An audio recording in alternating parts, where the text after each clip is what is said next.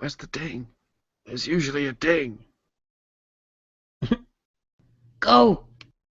Coming to you live from deep within an icy radioactive wasteland.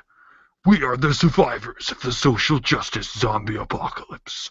The few, the brave, the bitchy. Once more wading into battle against the zombie hordes. With Rantzerker number 27. British Bullshit Collective. Continued. Thanks, Mike. All right, we need to apologize for the lateness of the beginning of this. I accidentally told Karen that it was 1:30, and she probably thought it was 1:30 her time rather than 1:30 my time, which is 12:30 her time, and is very confusing at this time because Saskatchewan time is all over the place. Yes, Saskatchewan is like the same time as me in the summer, but then an hour ahead of me in the winter. Because Saskatchewaners need to be freaks. And it's the winter solstice, people. Strange things about to happen because reasons. Remember? Well, they just don't want to conform. They don't want to fit in with the rest of the world that does daylight saving time. No, we don't. So. Because why? Difficult that way. Yeah, why make it more work for us? We'll just make it more work for you guys. All right, excellent. Yeah, don't ask me. We do the same bloody thing over here. Yeah. It's Saskatchewan. So anyway, we are starting now, and this time it was sort of a combination. Well, I guess I can take most of the credit for the lateness of the hour, since I was the one who didn't clarify that I was talking about my time versus Karen's time. Which, well, it wasn't just you. It was just like I happened to get a call from somebody, just sort of. Otherwise, I would have been available, like, bam, right away, but I happened to be on Skype with somebody else when 12:30. Yes, there you have it. She was cheating on us with someone else. I was cheating with somebody who's been a fixture of the Manosphere for quite a while, and who goes by the name Factory, and we were discussing many things, including his dogs. And Factory's also from Saskatchewan, not Saskatoon, but yeah. Saskatchewan. He is from Saskatchewan. He's a Saskatchewan Squatch. Are you ready? Shall we begin? Okay, can you... I will never be ready. I will always be ready. I am ready now. Can you present to everybody? All right. Yeah. No. Oh, you're right. I have to do the thing. And incidentally, I believe I can mute and unmute you now, so it just has got a bit of delay. Okay. All right, I'm sharing the controls. You got the controls. Now you can present to everyone. Present to everyone, and I will select you so that you are the main object of attraction. All right, and it's 22:44 that we need to get to. Okay. Well, we're at 22:25, so let's just. Yeah, that's sufficient. Let's do this thing. All right, we're doing it. The state of gender relations, the understanding and happiness between the two sexes is at its worst probably for 100 years. And I think that you could reasonably say that feminism has a large part to play in that. I'm doing a live stream.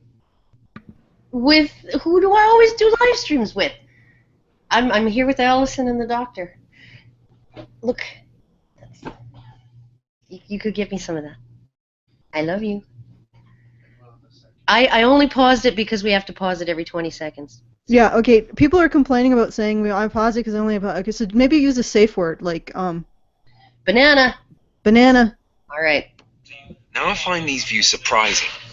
And I'm not a feminist, but you don't have to be one to be challenged by Milo's point of view. I've had messages about you prior to us meeting. Already? So, yeah, of course. What are they saying? They say this guy's going to stitch us up. I can tell he's going to stitch us up. And I can't blame them for this because it has... Banana! Yeah. All right.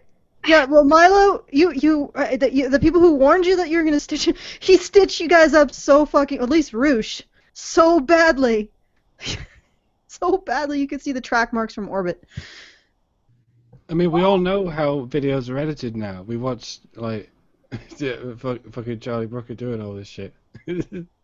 we all have that contempt for how TV works now. We all understand how you fuckers operate, and we saw you operating it on these people. Yeah, and some of us, well, quite a lot of us can turn a blind eye. But the rest of us are going, no, you're still doing it. All you do is stitch people up, BBC, whoever's working for you. It's nothing personal, Reggie. You're working for people who stitch people up. Okay, these people are the worst magicians in the like. The thing is that they think that they're doing a magic trick, and you know, like how Penn and Teller will show you how they do a magic trick, and you still don't have a fucking clue. And it still looks like magic.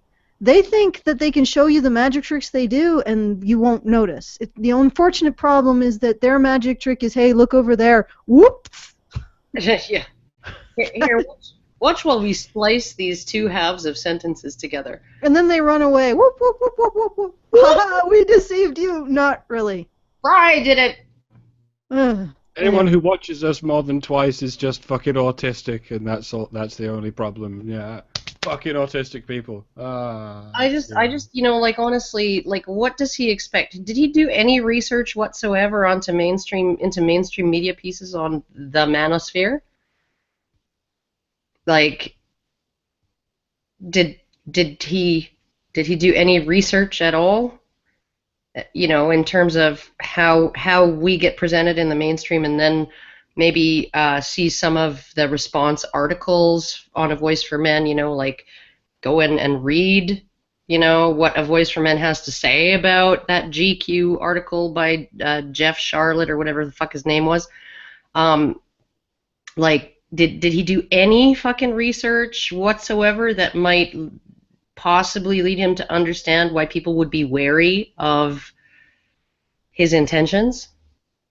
No, the thing is, it's the media is amazing because they can go around hitting people in the face, and then when someone says, "Oh yeah, I was warned that you'll hit me in the face," they'll be like, "Oh my goodness, isn't this person a horrible? Like, look at the imputations. Oh, by the way, whack." Yeah, and like, don't they seem paranoid? I must say, though, Milo is looking particularly stunning. Although I don't know what's with all the empty bottles in the background. Actually, particularly mysterious to me is the empty bottle of potpourri. Potpourri? Potpourri, I believe that is the one with the little blue. Yeah, it's not. It's not. The Maker's Mark. Good choice. It's not. It's not on the Makers. It's not poop puree, Alison. It's potpourri. Potpourri. Okay, all right. I'll try to remember that. Probably forget it instantly. But anyway, why would someone have an empty bottle of potpourri? Well, okay, but this isn't like someone. This is at a pub, so. Oh, okay. All right. So this is nothing. Neither of them chose these particular decorative choices. Did someone just accidentally scarf down the potpourri at one point? You know, if it's a pub anywhere in England, that is a distinct possibility. It might be a candle or something that's supposed to be a candle or something. There's candles everywhere. There's a no smoking rule in all pubs, but you can still have candles smoking away, producing smoke. Oh, I won't get into that. All right. The thing is that a candle would leave some sort of wax. That's completely empty. That's what I said. It's meant to about to maybe be a candle at some point. No, but they would still left wax, even if it burnt down to the wick. Just as ridiculous as when I got after that one chick for the red poppy on the hot pink jacket. Yeah, but that was legitimate. So if we get after every object and every shot, we're going to be here for more than 8 hours, and we can't do that. What are you, mysterious bottle of potpourri? It's a genie. Poop puree. I love that. It's poop puree, not potpourri. Poop puree. Pureed poop. So. I mean, shampoo is just poo, but it doesn't work. It's just a sham. Okay. It's just banana. Okay, moving on. So many times before, over and over and over again, they just outright lied about. Right, he says. People are worried about me. I don't know why they're worried about me. What have I done? I wonder. That, you know, I'm so early on in this journey, and already people are paranoid that I'm out to get them. There seems to be this weird sort of sense of paranoia. Yeah, it's not you, Reggie. It's the government corporation that you're representing here. Yeah? And it's everyone who came before you. It's NBC Nightline or ABC Nightline or whatever, you know, with their Gamergate, Anita Sarkeesian, you know, where they like nibbled her freaking pussy for the whole fucking thing, and then, called Gamergate a hate movement. It's Law and Order SVU, go home gamer girl, right? Where they literally called us ISIS, right? Like it's not just you, Reggie. It's not just you. It's not even just BBC. It's the whole fucking mainstream media. It's Jeff Charlotte walking around with the fucking pedophile at the ICMI, right? And trying to start conversations with regular conference goers between them and this guy he brought, about lowering the age of consent to 12, right? Like, do you understand what it's like to be like completely slandered constantly in the mainstream? Do you know what it's like to be like a pacifist, a non-violent person who has never broken the law, and have somebody start a petition to try to declare you and the group you're part of a terrorist organization? Do you have any idea what that's like, Reggie? I would guess no. I'm thinking probably not. So, you might want to, like, you're a journalist. You're supposed to be curious. You're supposed to be asking yourself, why would these men, is there actually a reasonable reason for these men to be so paranoid? Is there actually a reasonable cause for them to be so paranoid? Maybe I should look into that, especially when somebody just told me right to my face that these people have been lied about and lied about and lied about and lied about in the mainstream. And if you're having trouble having something to compare it to, so as to know what a terrorist group looks like, I don't know, look around you. Maybe there's some terrorist groups, around Europe somewhere. Maybe you can take a look at what they look like. Oh shit, you live in Upside Down Land, don't you? Where the people who say mean things on the internet are terrorists, and the people who collectively decide to shoot people and bomb people are just misunderstood, peaceful folks. We're not even saying, like, a lot of us aren't even saying anything mean on the internet. We're just contradicting. I mean, yeah, I've gotten a lot more mean since Calgary Expo. I'll admit that. Yeah. But I like you mean. I want more mean. I've gotten a lot meaner. I remember in the episode that we did on Honey Badger Radio, the post first day episode on the Thursday. You and Sage were calling the editors at Mary Sue cunts, and I was like, no, they're not cunts. And then you amended it and they're cunt-esque, and I said, well, they're not the same people who did those things to Sage, and then bam, yeah, I guess they are. Mm-hmm. Yeah. I carry on. Banana.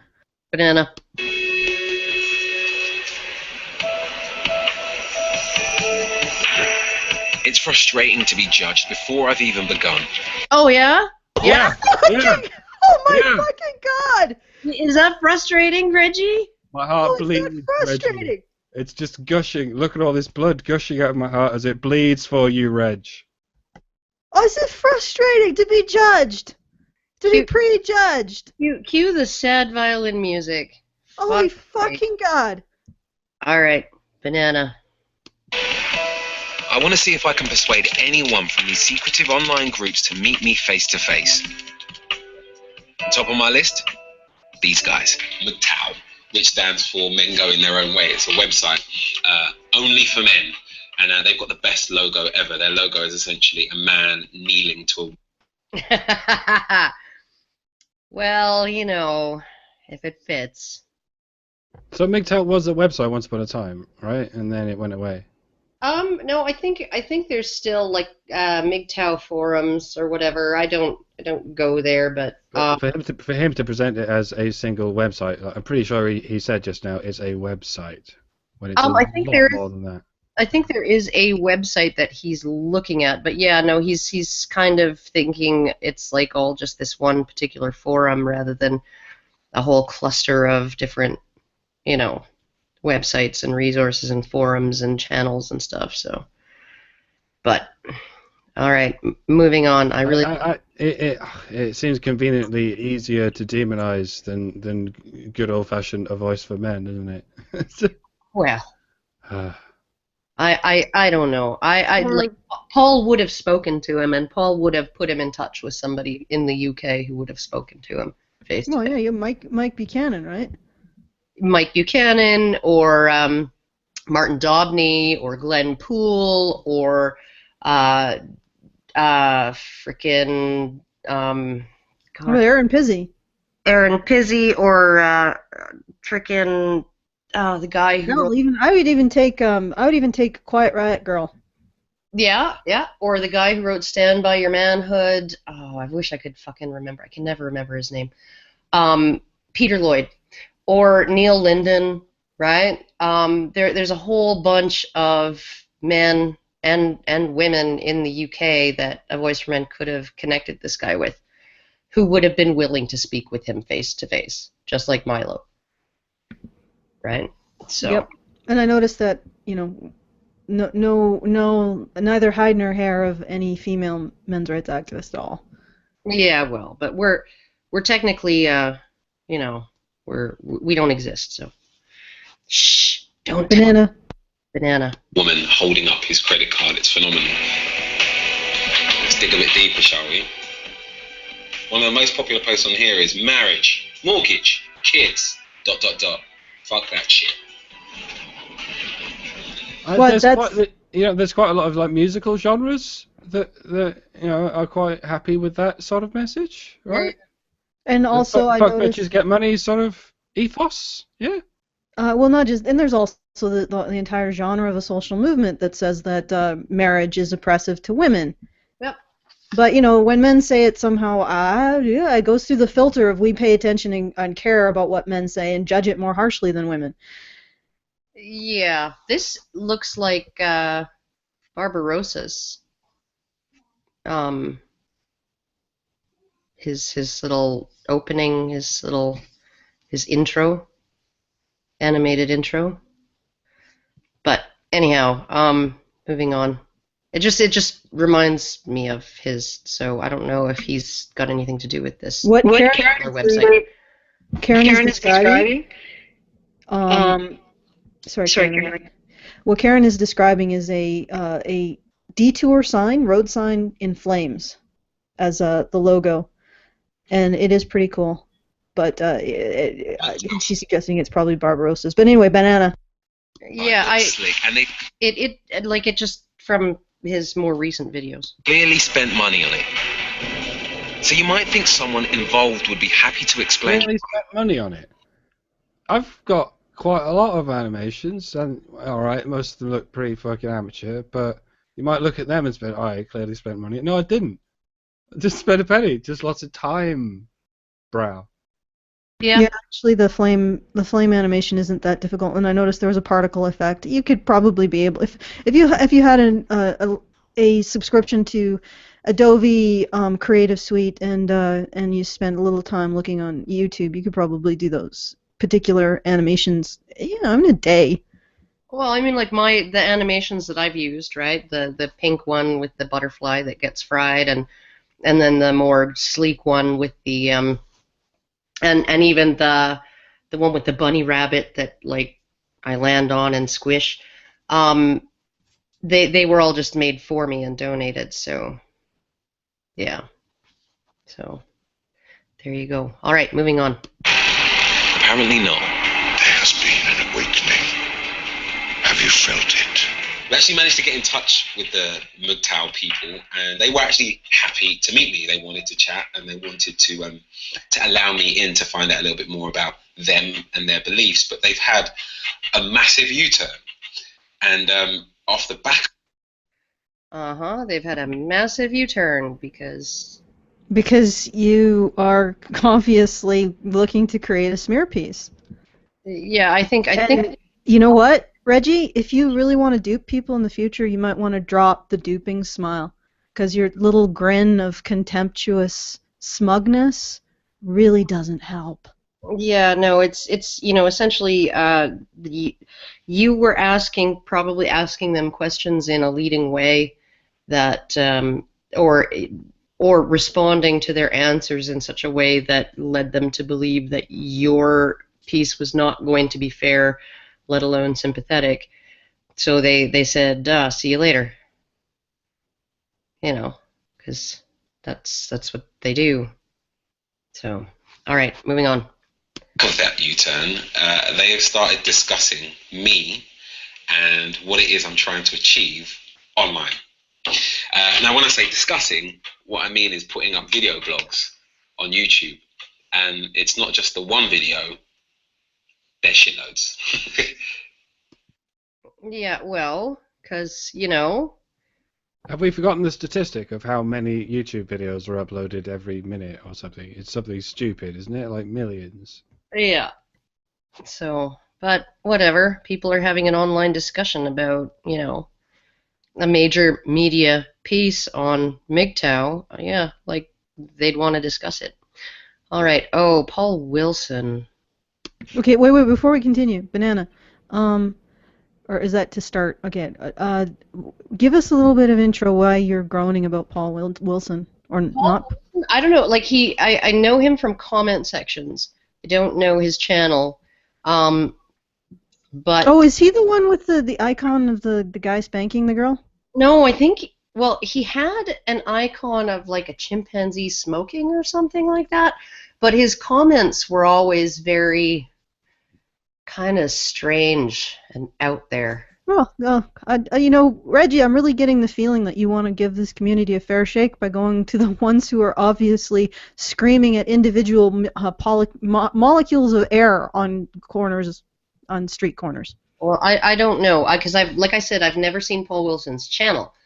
I've never actually seen him speak, and some people who write like fairly incoherent comments can actually they're totally different in, and I mean, you even look at with Angry Harry. Oh, I know Paul. I think I am right. I think I do know Paul Wilson. Paul Wilson is the one who's always attacking us as honey badger whores. Yeah, but he also is sort of, it's this weird kind of love-hate thing that he's got, because he seems to actually, you know, it's almost like he wants us out there doing what we're doing, but we're just not doing it the way he wants us to do it, or something like that. Right? Yeah, you know what? I wish you would just average that out to like a vague neutrality and just keep on with his doings. I think that is his version of a vague neutrality. Like, we're vaguely doing what he wants, but not quite to his exact specs, and that might be as good as we could possibly get with a lot of people. But why Paul Wilson? Why wouldn't you choose John the Other versus Paul Wilson? Oh, because Paul Wilson is, I would hope, has a British accent, right? Since this is all about the UK, so let's move on and see. Hello? Hello, gentlemen. This is CS MGTOW. I wanted to post a quick update about the BBC attempting to throw MGTOW under the bus. And personally, Banana. What's the view count on the video that Reggie chose to represent British MGTOWs? You might have to. Okay, yeah, there you go. Hello, gentlemen. This is CS MGTOW. 2000. No, that's not even on the video. That's Paul's actual subscriber count. I didn't realize he had that many. Maybe he isn't the same Paul I'm thinking of. This isn't Paul. This is Paul. That was CS MGTOW who had 2,000 roughly at the time. Oh yeah. Yeah, this is CS MGTOW. This is another guy. Now, I wanted to post a quick update about the BBC attempting to throw MGTOW under the bus. And personally, I will never work with the media. And I certainly have no trust for the BBC. I believe that there is no chance that the mainstream media will ever be supportive of our message. Okay. You guys talk amongst yourselves for a minute. Because you got to sneeze? No, I have to go and ask somebody for something. I'll be right back. Okay, so I guess this wasn't that bad. Because they essentially went to this other MGTOW person, but they showed us Paul Wilson for a second, and Paul looks a little deranged, let's face it. But in this case, like, Reggie, all you're proving is that they're paranoid of you, that you're gonna do a hit piece on them, which is what you did.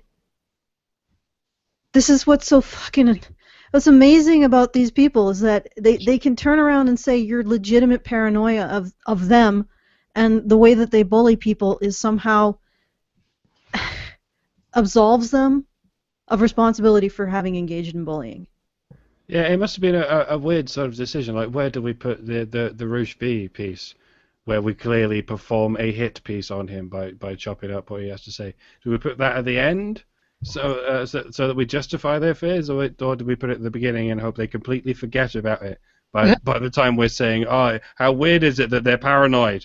Well, the problem with that is that the people who are going to be watching this aren't going to realize that they stitched Roosh up, right? That they like, did creative editing, that they made him look more crazy than he is. I mean, he's a pretty extreme guy, but he's not a complete lunatic. And so, like, the people who are watching this have no idea. This is the main problem with mainstream media, is that the people who watch that ABC Nightline piece on what it feels like to be a Gamergate target, right? The people who are watching that have no fucking clue, right? This is all brand new to them, and they're being fed a bunch of freaking one-sided information and a bunch of like misleading shit, and they're believing it, right? They have no reason to suspect that they're being misled, right? So it doesn't matter whether they put Roosh at the start or at the end. Like, if they put him at the end, it's the people watching aren't going to go, oh, those MGTOWs were right to feel paranoid. No, because they won't have any idea that they're casting Roosh in a more negative light than they could have, or whatever, right? They're just not gonna. This is one of the reasons I'm glad I mainly do response videos, because if you want to hear my my reaction, what my thoughts on the BBC, I've got one recent video about it. You're quite free to go there and broadcast that on the BBC. Yeah, this is why we're paranoid, because of the shit that you broadcast on the fucking BBC about men in general, let alone MGTOW. Men in general. You're wearing a fucking poppy, sat there saying the shit you're saying, and you're wondering why men going their own way are paranoid about you not liking fucking men of any kind. Yeah. Here's my thing. Is anybody else like sitting here thinking that this would have been significantly better if it was just 55 minutes of Milo fucking the stupid out of this guy? Well, he's the right color for Milo. I'm sorry, Milo, but I'm also not sorry.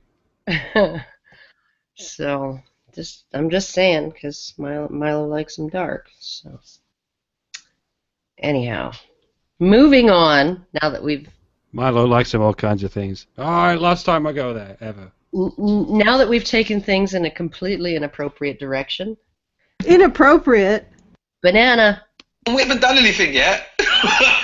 You haven't done anything yet, but everybody else has. Why would you be any different? This is like a guy at a party who's like, pulled like a sloppy drunk girl to the coat room and put something in her drink. He hasn't done anything yet. It's like a guy in a suit and tie turning up at a rave saying, "Hello, have you got any ecstasies?" He's not done anything yet. Why are you so paranoid about me? I would just like one of your ecstasies. Oh, God. Hasn't done anything yet. He's just setting up, you see. He's just setting up the machine gun. He hasn't done anything yet. Yeah. Oh, fuck. All right. Banana. Yeah, and for the love of God, please don't show your faces. Seriously. For the love of you'll God. be fucked for life, especially if you want to take a job anywhere or do anything with your lives. Yeah. Yeah, you wonder. You're like, what are these guys talking about? Nobody loses their job for speaking out against feminism, except for, like, I don't know, Larry Summers and Tim Hunt and a whole fuck ton of other people have lost their jobs, lost their careers, been fired, dongle jokes. Yeah, no, now you're not working anymore. Good luck with your kids, right? You're like, like, what are these guys? These guys are crazy. Crazy to think that showing their faces in a in a media expose about the the dark side, the extreme side of the manosphere, men at war, right? Like that title alone, Extreme UK Men at War, is not going to scare the fuck out of people. Just that, even if you just take that title and then you did a perfectly fair and balanced piece, people would still be like, oh my god, these guys are dangerous. I think that one works at the butcher shop down the street. I better tell his boss that he's into some shady stuff. And the funny thing is that this has been true for almost every human rights and civil rights movement throughout history. Yeah. If you were part of it, the establishment would get you fired at the very least. Yeah. Do you know that, Reggie? Like the freedom oh god damn it. Riders. The Freedom Riders.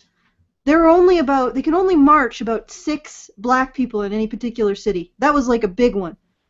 Because every other black person knew if they got involved, they would be fired. Isn't that interesting, Mr. Yeah. The thing that, ironically, the more white your collar is, the more affected you are by this particular narrative. Mm. It's why it can only be fixed by blue-collar people fighting on behalf of white-collar people. That's why it never fucking happens, Reggie. You see. So, there you go, hey, Mr. Brachinating Ape. How do you say that word? Brachinating? Two? Huh? It's like it's the locomotion of moving through the trees. You know the pronunciation of that word. No. Brachating.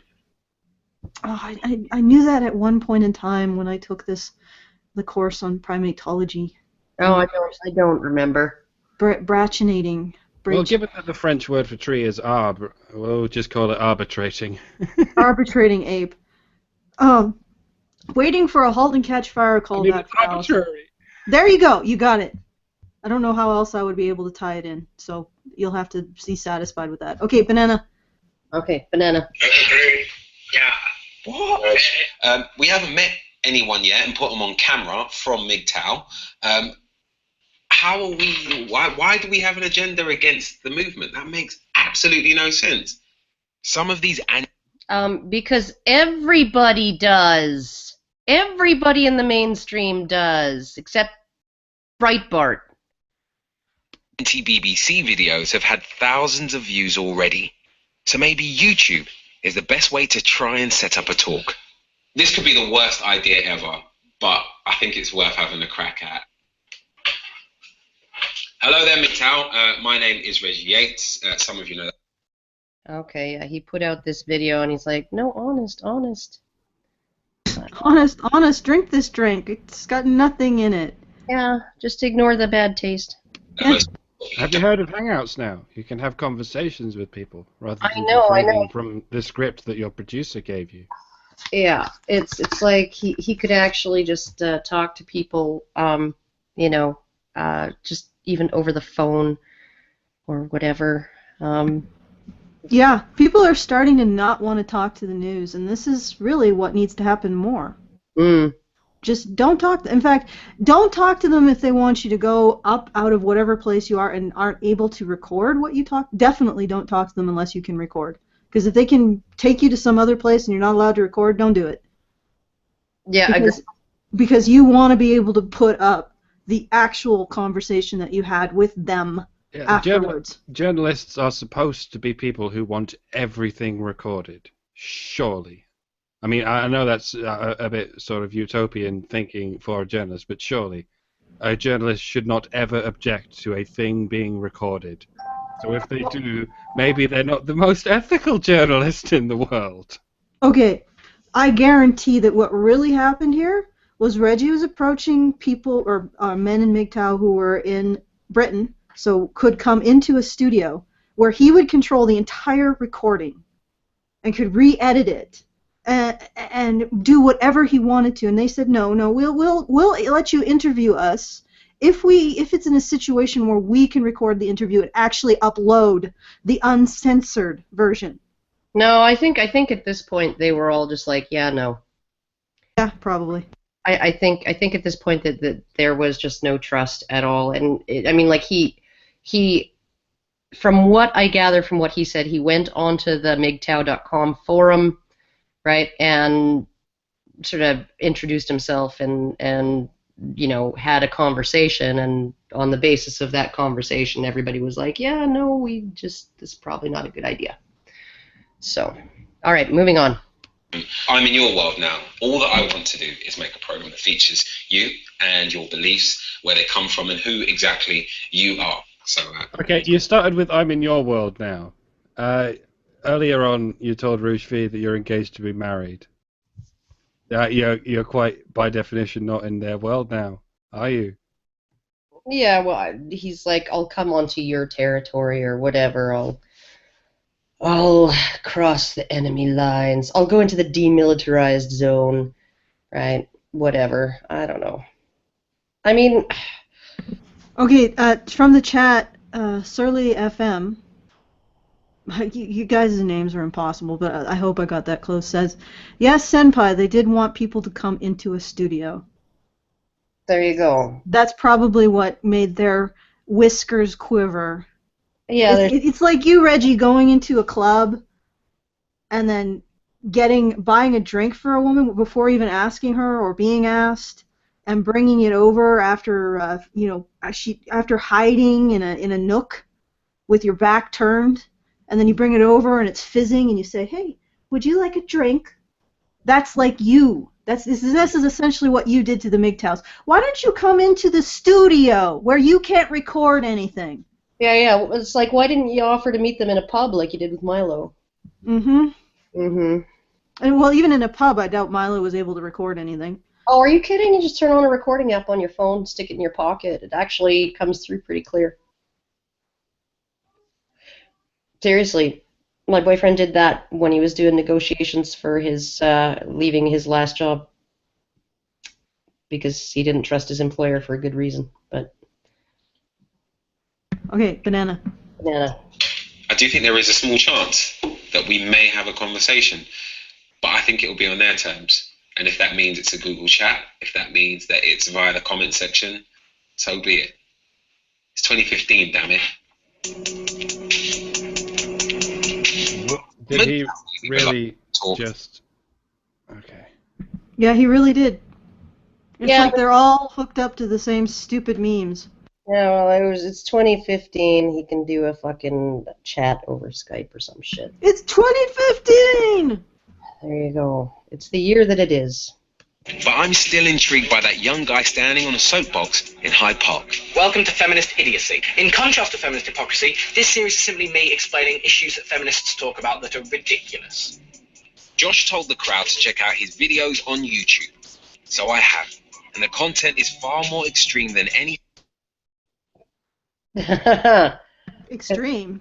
Yeah, no, because he calls feminists hypocrites and idiots. So that's extreme. Bitch, I will show you extreme. What are you talking about? Yeah, I know. I don't know why they didn't get in touch with you, Doctor. Thing he said in the park.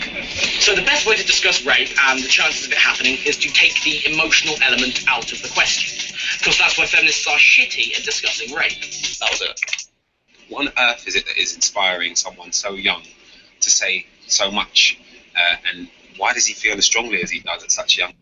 Why wouldn't you want to take the emotional element out of rape? Yeah. I mean, because justice is supposed to be a dispassionate process. Yeah, at least in the context of discussing it as a social policy issue, a public health issue, and a justice issue. The emotion out of it. Most universities have, a fairly sort of prevalent gender studies section. That's why no one asked the question of a young girl. Why is she getting into feminism at such a young age? Well, because we're teaching it in schools. So when a young man comes along, saying, "Well, I don't quite agree with feminism," you're going, "Well, how can he have such views when we're teaching him so strictly not to have them?" Yeah. Oh dear. One slip through the net. This just gives me hope for like where I am right now, like in Alberta, because, and I know that there have to be more, right, schools that are doing this, because I only know that two of the two that I know of, because I work with students or worked with students at those schools who were shown my videos in their social studies classes in grade 12, right?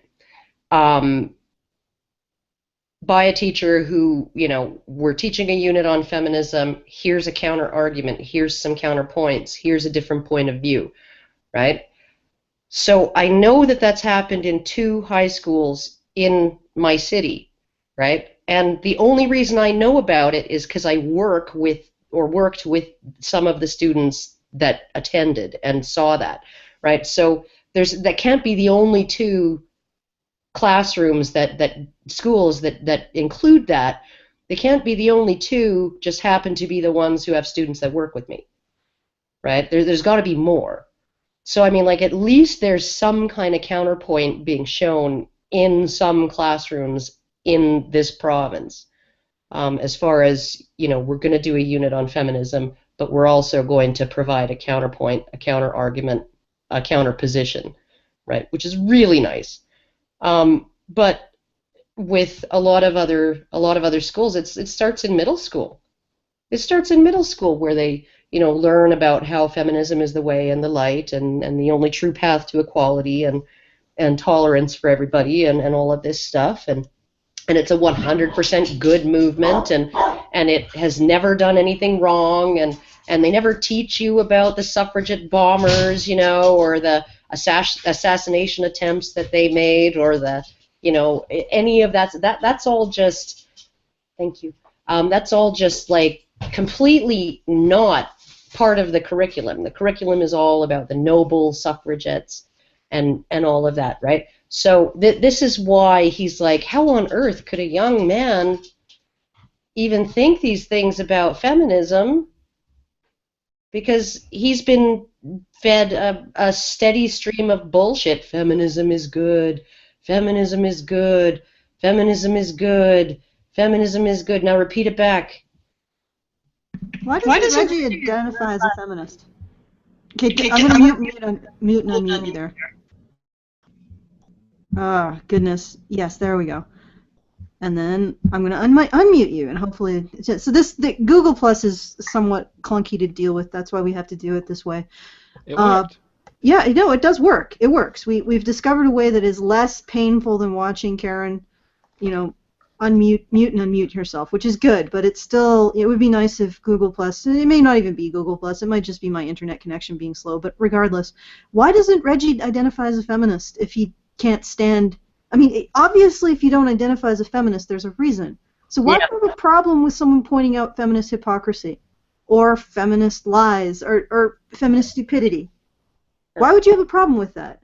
Wouldn't you be like, well, this is interesting. I'm completely neutral on the subject of feminism, therefore I think I'll look at some feminist critical information without any bias. But it sounds like you already think that's extreme. Well, okay. It is kind of extreme. I mean, like, when everybody is gravitated toward one pole, right?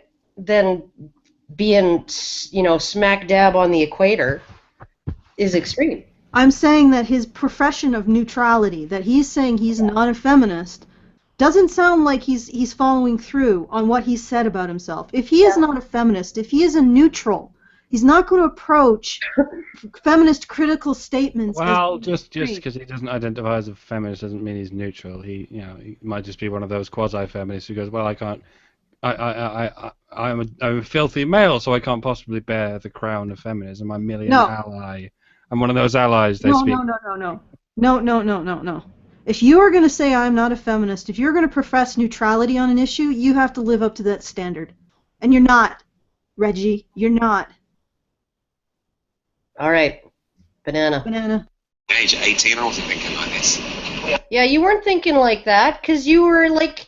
You said earlier in the show that you've never been around people who were anti-feminist, or who were who were against feminism, or who were suspicious of feminism, or who were, felt any kind of antagonism toward feminism. You said this in the beginning of the show, that you've never been exposed to those people. You've been steeping in a fucking teapot full of feminism with feminists all floating around you like freaking tea bags. That's your entire fucking life so far. You said it earlier on, right? And I wasn't feeling this way at 18. Well, no fucking duh. I'm pretty sure that, you know. Well, here's an obvious thing. At 18, the YouTube probably wasn't as prevalent as it is now because I assume Reggie is in his 30s or his late 20s? Something like that. So, you know, the YouTube community wasn't as big as it is now. There wasn't the counterpoint to feminism or these concepts. Now there is. So a young man who gets tired of being told that he's responsible for all the shit in the world goes on YouTube and finds out, wow, there's actually another point of view that's sourced and researched. Maybe I'll take a look at this. Yes. And I still don't know why Reggie is presenting the idea of looking at rape dispassionately as extreme. Yeah. I mean, really, Reggie, are you really want to bring back mob rule, lynching? I know, that was like the opposite of a dispassionate approach to rape. Yeah. A non-dispassionate approach to rape brings back lynching and mob rule. I don't think that's going to go well for you. Yeah, you in particular, Reg. So. And very often you'll get this, like you'll explain something, you're having an actual conversation with someone like off the internet or whatever, and you explain something and they'll go, well, where did you learn that? And you'll say, well, on the internet. And they go, well, on the internet, obviously everything on the internet is wrong, isn't it? Oh, okay. So you're not going to Google anything, are you? Oh, right. Well, where do you get your information? The mass media, like the TV and the news. Yeah, they've never steered anyone wrong, have they? No. Yeah, you're all about fuck the establishment, unless the establishment is saying what you want to hear, and then it's fuck everything but the establishment. Especially if you happen to be working for the BBC, Reg. Again, no one's going to trust you if you're basically if you're working for a company that is in competition with the internet, basically. Yeah. Well, this is the other thing is that here, anybody who's listening, I'm going to clear up the confusion about the news. Everything they say is a lie. Except for maybe 5%. And you really should not rely on them for anything. Anything that you get from the news, you should go to first order sources yourself to figure out. Oh yeah, you remember that study that they all freaking even Ash Skow's her criticism of that study was incomplete, right? That they were all reporting it just verbatim. Oh, 1/3 of college men say they would rape if there would be no consequences and no one would find out, right? That they would rape a woman. Now she rightly took the study to task for. I think there were 86 questionnaires handed out to undergrad students, right? And only 73 of those questionnaires were deemed usable, right? So, and who knows what the criteria were for throwing away the others. And so she was like, okay, so it's one small college or university, right? It's one group of students who are all freaking in sociology or whatever, taking, the humanities or whatever, right? There's only 73 of them, right? This is not a representative sample of the male student population in the US. It just isn't, right? But it took some random fucking just obscure YouTuber named Mr. 1001 Nights to say to himself, okay, well, this seems a little weird. I'm going to he ordered the study, he purchased the study, and he read it, and he had some follow-up questions because they weren't extremely clear on their instrument or their methodology in the actual published piece, right? So he emailed the author and discovered that she had used a modified Malamuth scale. Malamuth scale is usually 1 to 5, where 1 is not at all and 5 is very likely, right? And it had all the same questions, and it's like if you knew you could get away with it and no one would find out, there'd be no consequences. I would, engage in anal sex. I would try having sex with a man, whatever, right? And then rape a female. And then sometime after that, either the next one or the one after that was force a female to do something that she didn't want to do, right? But that question came after the question about rape, right? Now, here's the thing. Everyone who answered either of those two questions, right, with, a positive response, was described as having intention to rape, but that's not the only thing. She used a modified Malamuth scale of 0 to 100, where 0 was not at all and 100 was very likely, and anyone who answered over 10 was included in the intentions group as having intention to rape a female. Okay. Oh, goodness. Okay, so I'm just going to clarify my question, and then I'm going to get you to answer it, Karen. And it's going to take a moment for you to be muted and unmuted, so I understand if it. But so what you're saying is they would ask a question like, would you force a woman to have sex? Or would you apply force? And then someone who said 10 out of 100, which I assume is maybe like an extra, come on, as opposed to not, just a complete rejection of a woman as soon as she gives any kind of resistance. They would classify that man as a person who would rape. Is that what? Am I got that right, or? Yes. Am I muted? No, you're not muted anymore. Okay. Yeah. No, it wasn't just that. They asked, I would rape a female, right?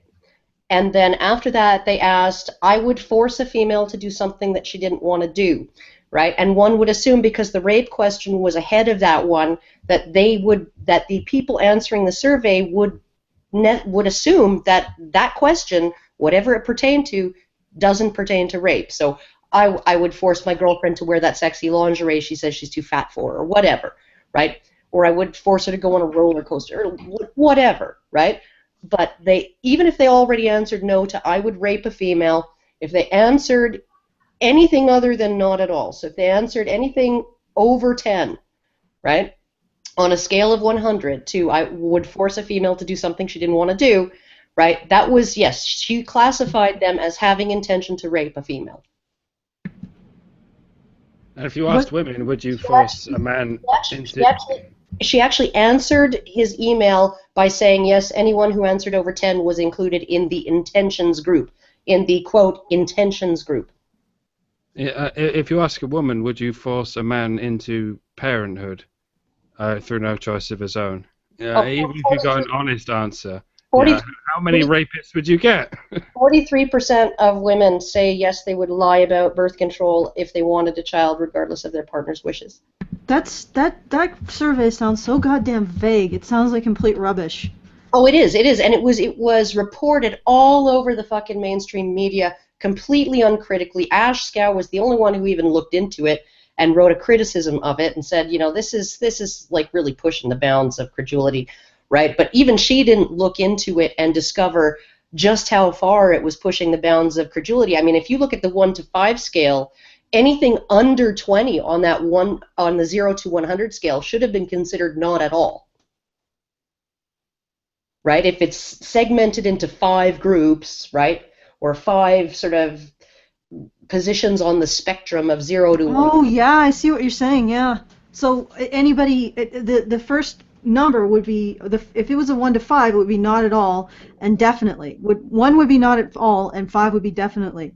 And if you divide 100 by 5, you get 20.6 increments of 20. So anything under 20 on her scale should have registered as a not at all. Yeah, or very unlikely or whatever, right? Very unlikely. And the reason why she used the 100-point scale is because she wanted to capture as much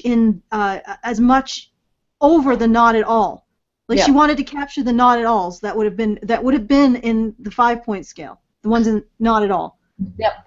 Oh, that's such dishonest bullshit. Oh yeah, no, and Malamuth himself, who devised the scale and the survey instrument, he designed it, and he even said he strongly cautioned any researchers who used his instrument because he said that you cannot extrapolate what a person would actually do based on their answers in a quiz like this. Even somebody who says it's very likely that they would do this, that's not necessarily going to be the case. You can't use it to actually detect rapists. You can't use it to actually predict who's going to be a rapist. You can sort of get an idea about attitudes, but you can't.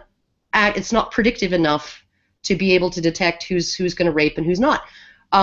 So I mean, she ignored his cautioning. She completely fudged the survey instrument to the point where people who had actually responded not at all, or the equivalent of not at all, were captured in the group that she said would have had intent, when in reality it's only about the top. It's only the number 5 answers that you could even remotely suggest would have intent, and the 1, 2, 3, and 4, not at all, very unlikely, neutral, likely, and very likely, right? This is shit science. Anybody listening, this is absolutely shit science. If you change a survey instrument, you need to give a good reason for having done so. And it sounds like the only rationale for this would be to capture or to trick more men into who would normally have responded not at all into being captured in the category of would have. Yeah. And this is the stuff that we use to implicate men. Yep. It's such a, you know what? It's a campaign of bullshit. Mm-hmm. And the fact that we would, I mean, it still blows my mind that there's even a body or a group of academic study into proving that men having desire for women is actually damaging to women. It just fucking blows my mind. Yeah. That we even have that somewhere. Yeah, I know. And then you go and you look at some of the actual research on women self-reporting actually doing stuff, right? Like actually using alcohol to incapacitate an unwilling man and get sex out of him, actually trying to or succeeding in it, actually using physical force and succeeding, actually using threats, blackmail, all of that to get sex out of an unwilling man. And you look at some of the numbers that are in some populations higher than 1 in 3, not answering that they would do it if nobody would find out, but that they have done it. Yeah. Yeah. But it's men who have a problem with entitlement to the bodies of the opposite sex, right? Okay, I'm gonna have to Not at all. be They're right back. not at all enough. I'm gonna hand the comm to Karen and Mike, and I'll be right back in a bit. Okay. Banana. Banana. What do I do with the comm? You don't do anything. Just I'm gonna play a little more and just. Why can't I hold all these comms? Oh, I'm sorry, Doctor. You'll be okay. I'm now approaching Colchester. Josh has agreed to meet me at his home. I want to find out what's behind his views. Yes. Hello. How you doing, Josh? I'm good, you? I am good also. Thank you for having me in your home. Oh, it's okay. Why have you got a anthem? All right. Why do you support a football team, Joshua? I don't understand why people are paranoid about me, but why do you support a football team, Joshua? Road sign up. Am I in a Liverpool Football Club? That's a big Liverpool. Oh, get me out of here. Okay, so that's just normal guy ribbing. Oh, you like a team that isn't my team or whatever. So that's all good. Is that not hypermasculinity of some sort? Is that not some toxic masculinity happening there, Reg? You know, you're getting paranoid at each other because of some silly football team. Or some silly offensive music. You know, that some people find offensive, Reg.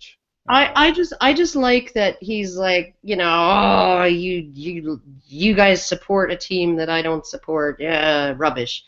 Right? That's it, I'm out of here. That's just normal guy behavior. That's actually kind of sweet.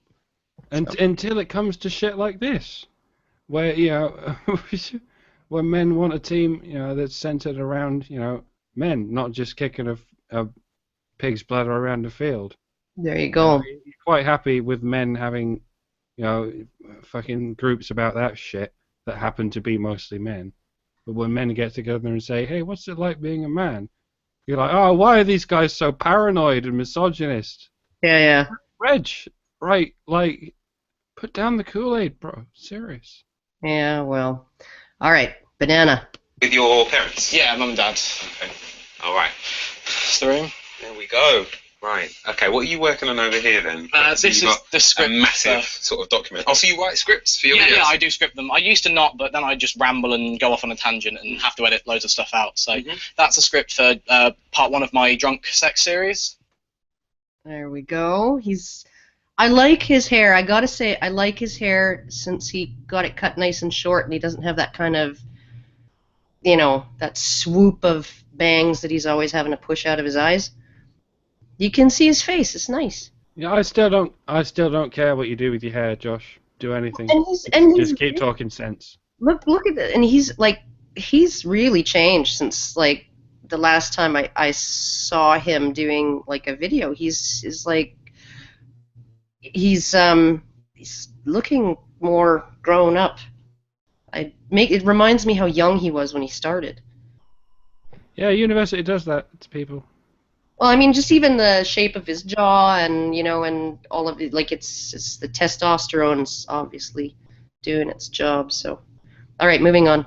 Josh is recording today, the latest in a series on how men can be unfairly accused of rape. All right, I need to see the studio. Studio's probably a generous term. It's just our spare room. The people who owned this house before us had a very young daughter, so it's decorated for like a 2-year-old girl. Oh, right, okay. So.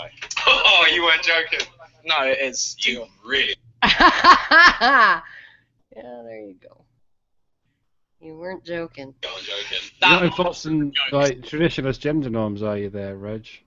You're stepping on so many minds. What are you doing, Reg? You weren't prepared for this, were you? That is a really girly light fixture lampshade thing. But yeah, no, I really don't mind this side of him where he's just like, I don't know.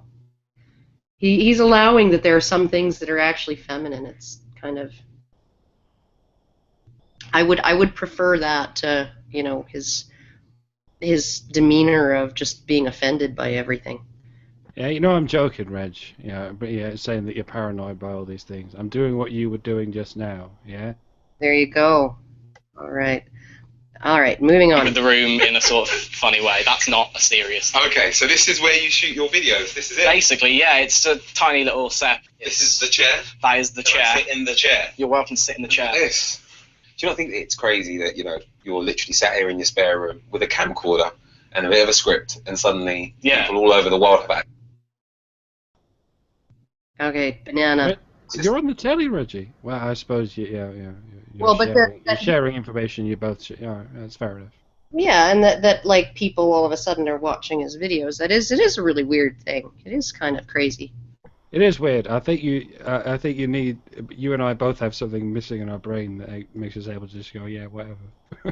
Yeah. Well, all right. Yeah, it's insane. It's insane. I've got just over 2,000 subscribers watching these videos and liking what they see. I want to see you do what you do. Okay, yeah, I can do that. Let's do it then. Can I help in any way? No, at the moment the camera only works when it's plugged in, so right. I'm going to have to do that. If it loads, come on. Okay, I'm just banana. So what's the theme of the video then? Measurements of drunk sex. So what is drunk? Just out of interest, why is this issue on your radar right now? I read an article in, I think, Huffington Post about California's new yes means yes law. So the basis of your think piece, if you want to call it that, have come from... If you want to call it that. It's just banana. Where's Alison? Jesus. What exactly? Mostly from just sort of thinking about it, really, because it's just something, a lot of the things I talk about are just things you can understand if you just think about them in more detail. Hello everybody, welcome to Drunk Sex, a treatise in 3 parts. So, you've got a team of professional, that must be weird, like trying to do a video on your own little cheap camcorder with the BBC crew pointing their cameras at you. I know. I'm doing it. Yeah, no, I mean, like, I usually only film when there's, like, nobody around. Yeah, I used to do that at first. I used to wait until the house was empty, but now I just go, fuck it. That's why more of my recent videos you can hear shit clattering around in the kitchen, because now I'm just, fuck it. This needs to be said now. Well, but you're doing it in your bedroom. You're not doing it right in amongst where other people are, so... Yeah, I'm lucky. I've managed to live in cities for so long and always managed to live in like just an ordinary house with 2 or 3 stories. There's Oh so wow. many people that have to live in these multi sort of room sort of accommodation places. Yeah. Where if I lived in one of those and did my videos, like at least fucking I'm trying to do the cubic spatial 9. So it would be like 20 different people would be able to hear me. Yeah. I'm lucky. I'm in one of the parts of London where it's only like 3 different addresses can hear me. Oh, there you go. Well, the way you yell too, Yes. when you get all With worked up. with the songs, yes. When I have to do multiple takes. Ugh. I know it's just like, but yeah, with me, it's so disconcerting when there's anybody watching me just looking into my little webcam, and ugh, it's not so bad if they can hear me, but if they're watching, if they're in the same room, it's just really uncomfortable. But so this must be really, really weird for Josh. I mean, yeah, Josh. Continuing. Hello everybody, welcome to Drunk Sex, a treatise in 3 parts. This is part 1, measurements. So drunk sex, a lot of feminists are now saying, is rape. Think about the perils just of going on holiday. I could find a girl here in the UK, we could have sex, it's fine, she's not too drunk, she's still legally able to drive. We go to a US state with a stricter rule, and... Are they trying to make this sinister? Me? I'm just filling time between the bananas. Oh yeah, banana. and suddenly I'm a rapist. Okay, right. It also has to be something that people can be expected to keep track of. At 18, Josh is not afraid to speak out. Because I'm just not sure why. this will... Oh god. Oh my god, I'm just not sure why he's not afraid to speak out. Why hasn't this young man been cowed into silence? It's just like, okay, like, are you listening to what he's saying, right? Depending on where you are, if you have sex with someone who has had a few drinks, a woman who's had a few drinks and is still legally able to drive, you can still be considered a rapist because her judgment was slightly impaired, and she might have not chosen to have sex with you if she had been stone cold sober.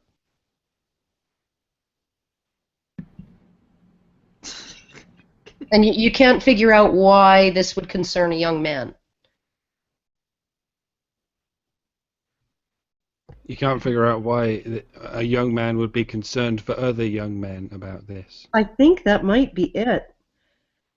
I think there's this disconnect with Reggie in the sense that he can't imagine men caring about the well-being and safety of other men. Again, that was part of his voiceover, remember? Yeah. And the voiceover, I'm pretty sure, is entirely scripted by his producers and whoever else. I think he probably submits the text himself and they tweak it. I think that's probably... Yeah, a lot of this is just segs. You know, how do you get from this part to that part? And why is often a good seg. So Josh is saying these things. Why is he saying these things? Why is he doing Because of another kind of misogyny. Okay. Let's move on, shall we? Okay, all right. Another kind of massage. Okay, but the way, and I assume that this is edited, but the way he said. So why is this young man speaking out? Or why? It almost sounds like why is he able? Or why is he not afraid? He's not afraid to speak out. What I'm curious about is why or whatever. Right now. Oh, because what he's saying is so evil. You know, why is he not afraid, or why is he speaking out? Okay. Well, why is he speaking out is a legitimate question. Why is he not afraid is probably an indication that Reggie either thinks, well, he probably doesn't think that he's, the BBC and all of the social attitudes are actually oppressive, so he probably thinks, why is this young man not afraid to be such an utter and complete bastard? Yeah. All right. Banana. will overwhelmingly be a burden on men. Thank you very much for watching. I've been Josh. Boom. And just like that, it's done. Yeah, just as my SD card ran out of memory. Perfect. I had to cut a little bit out for that. Wow.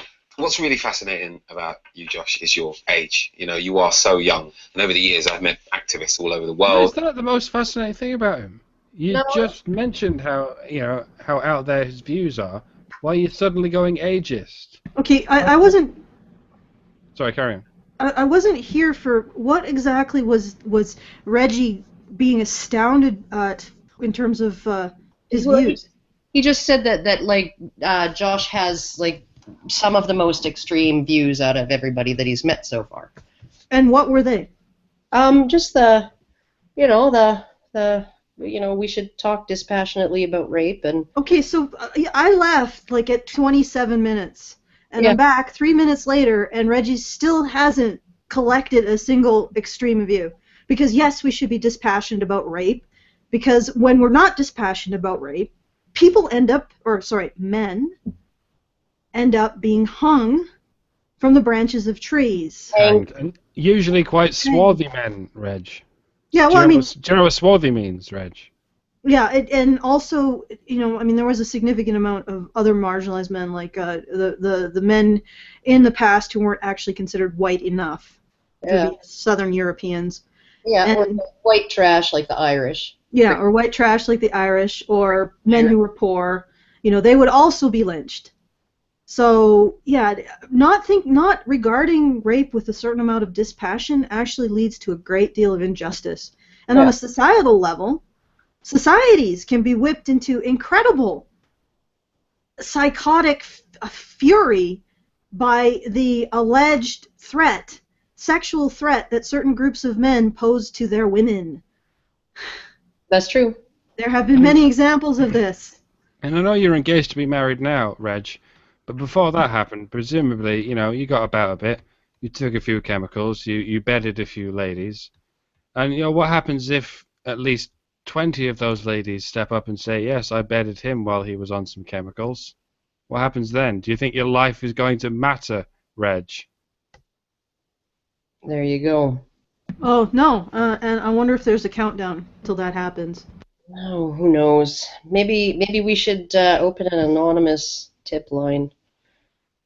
Any women who have had sex with Reggie Yates while they were drunk, please report.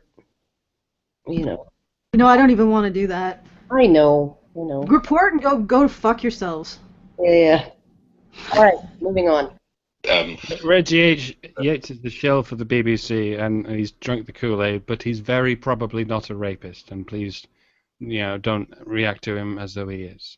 No, I don't think he is, but I think he's kind of he's kind of dense. And I think he just has a convenient view of himself. Yeah. And the idea that he might be vulnerable as a man is pretty frightening.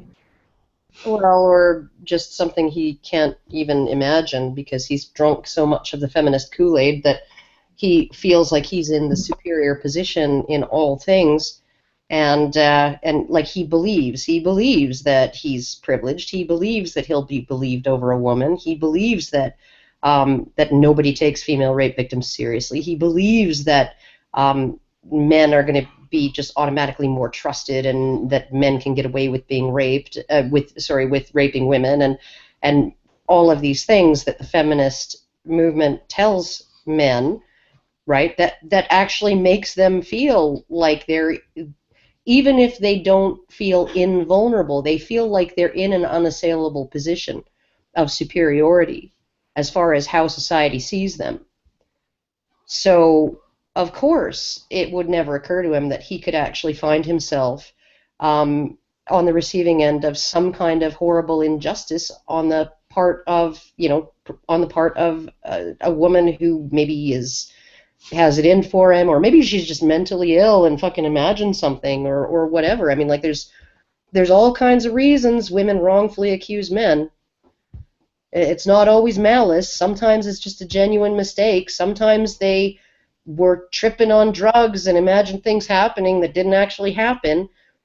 Sometimes things happen to women that like there was one case where some cops were investigating a break-in at a dorm, and when they were watching the security cam footage, they actually witnessed a rape of a woman who was like totally drugged out of her mind or drunk out of her mind And they went to her afterwards. They went looking for her. They found her, and she didn't believe them until they showed her the footage of her being raped, right? She was like, oh, no, nothing happened to me. So, I mean, like, women fuck up all the time, even just with honest mistakes or with bad memory, you know, like just poor recall, or because they're on fucking drugs, or they've been drinking, they don't remember what actually happened, you know, and so, like, there's plenty of reasons why a man could find himself wrongfully accused without having to assume that women are just bitches who point fingers at men for kicks. Right? And he thinks, because he's been told through all of this feminist rhetoric, that he's just in this unassailable position of male privilege, right? And nobody believes the woman, right? And the police won't believe her, nobody will believe her, and they'll all victim blame her, and then, you know, that he's not, that's never going to happen to him. We're never going to finish this. Of course we're not. Okay, I'm gonna play a little bit more, and then I have to, and then you're gonna have to mute me after I'm done playing it for a bit.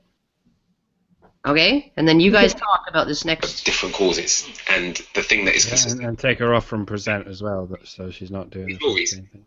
I don't really have a satisfying answer to that I question. think you gotta redo that, Karen, because Mike was muttering. What the fuck, Mike?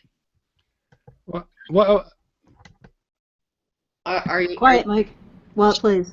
Banana, Mike. Okay. Shh. Josh is not afraid to speak out. Because I'm just not sure why. this will overwhelmingly be a burden on men. Thank you very much for watching. I've been Josh.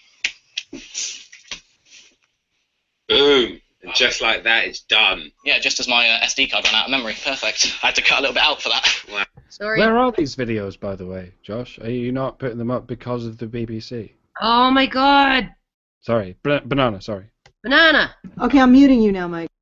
About you, Josh, is your age. You know, you are so young. And over the years, I've met activists all over the world fighting for different causes. And the thing that is consistent in all those people that I've met is that there is a reason.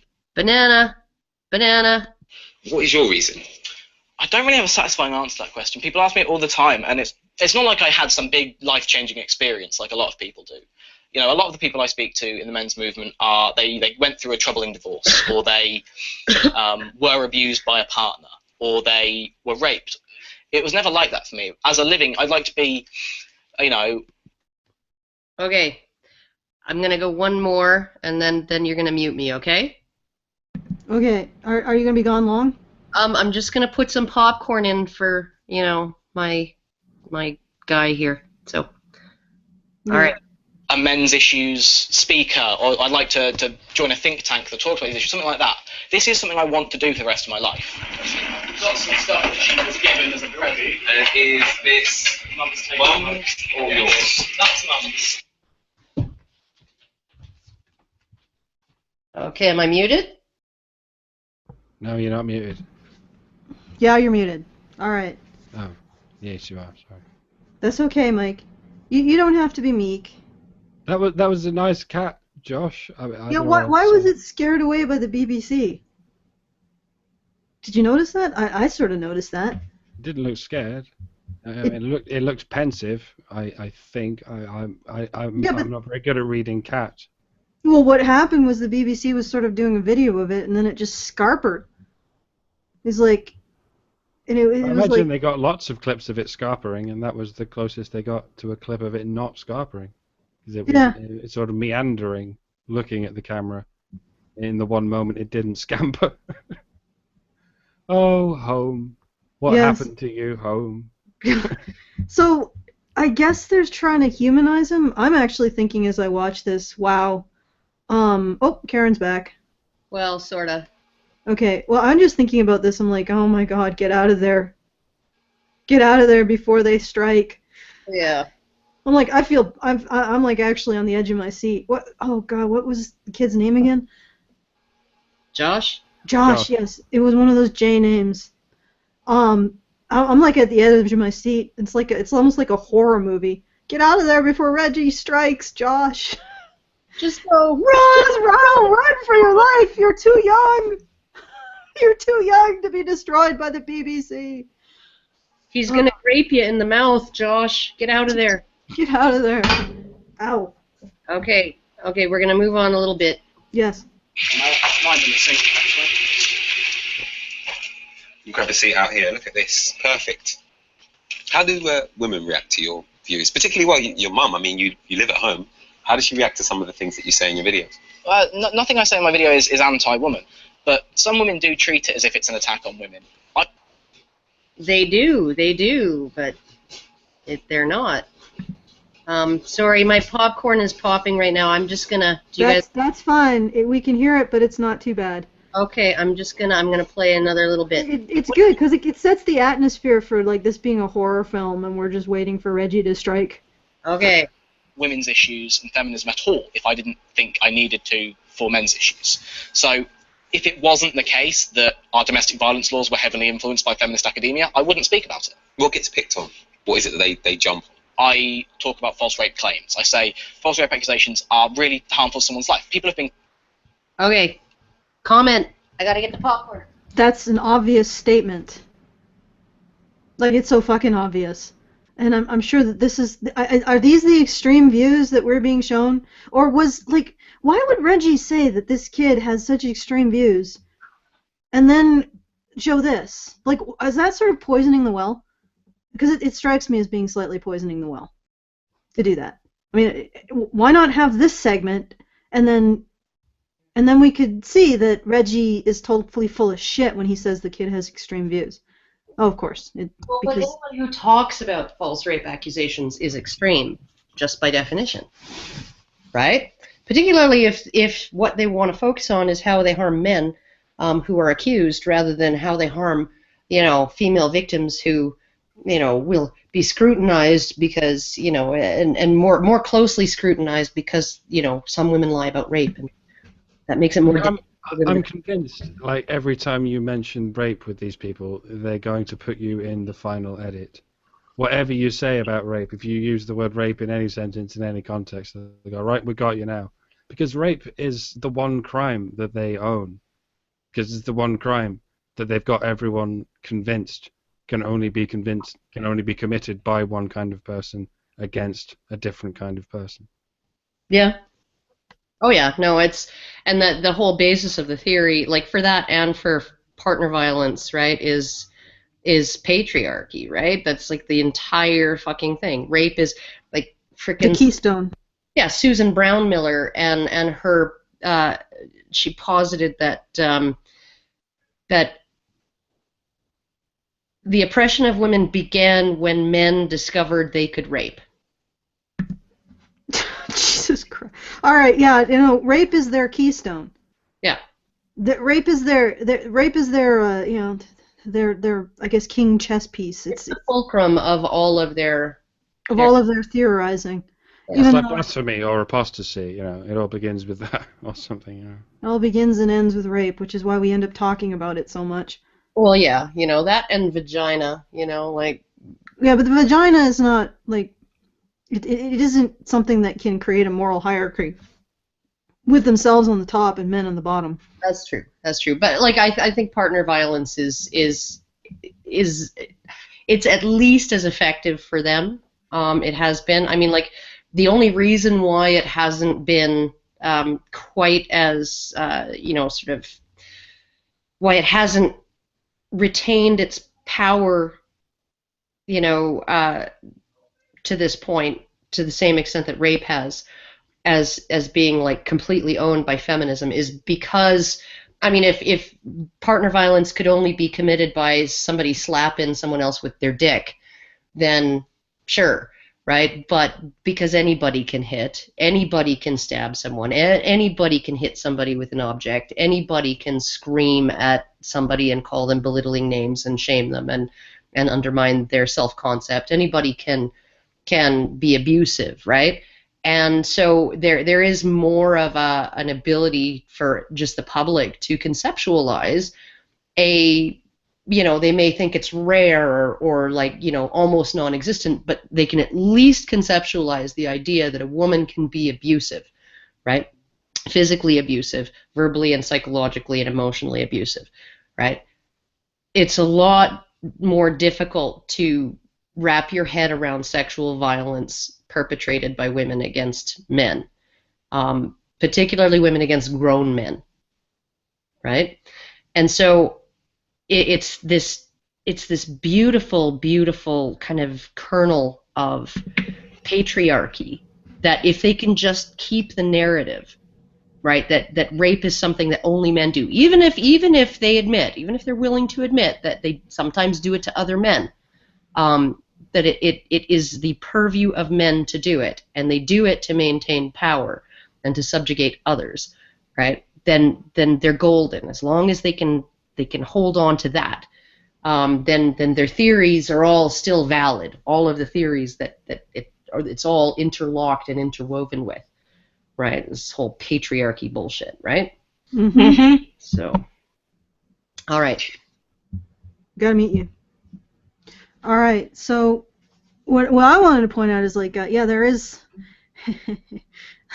brachinating, Mr. Brachinating ape. All right. Okay, I'm gonna do it. Go there.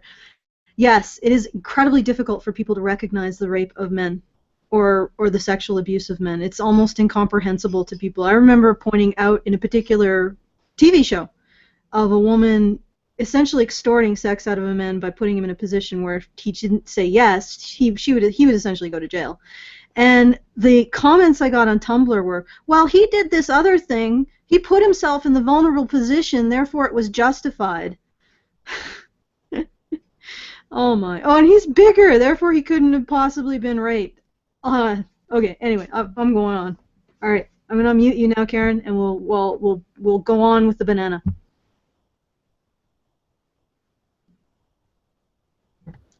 Hopefully, let's. Deader.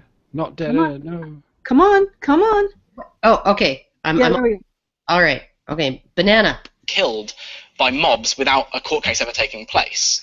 And I try and talk about that, and they accuse me of derailing the conversation because false rape accusations are only 2%, even though we can't get an accurate study on that.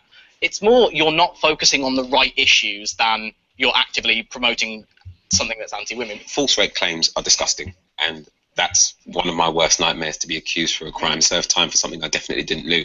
Banana. But what, Reggie? Really, was that the best portrait image they could get of Josh? I don't know. Just give me a minute. Worst nightmares, to be accused for a crime, serve time for something I definitely didn't do. But the fact that rape exists, and the fact that it is such an issue, and the fact that it's happening on every street, and people aren't talking about it. People aren't talking about it? It's happening on every street. You're talking about it, Reggie. How much do people need to talk about it for it to be being talked about? Everybody's fucking talking about it. I went to the fucking 2012 National Organization for Women conference, and it was all they fucking talked about. Rape and abortion, rape and abortion, rape and abortion, rape and abortion. Oh, and also Mitt Romney needs to go in the trash. I think it was Mitt Romney. If you're saying rape is happening on every street, Reggie, then we need to add up all the streets on which it's happening and all the streets on which it's not happening. And if the streets on which it's not happening outnumber the streets on which it's happening, then that actually means fake rape accusations are happening more often than rape, because you just accused every street of having rape on it, and that is a false rape accusation, Reggie. You've just falsely accused the entire fucking world and every street of having rape on it. Well, but, it's hyperbole. There's a lot of worms and insects that are probably raping each other. And, there's been a lot of wildlife on every patch of land in the past few million years. So, yes, maybe there has been a rape on every square foot of land in the past 500 million years. But to say every street has rape on it, Reggie, it's a bit over the top in my perhaps layman opinion. Well, let's analyze this a bit. Let's analyze Reggie's opinion a bit. Okay, so Reggie, imaginary Reggie that I'm making up in my brain right now. I'm going to ask you some questions.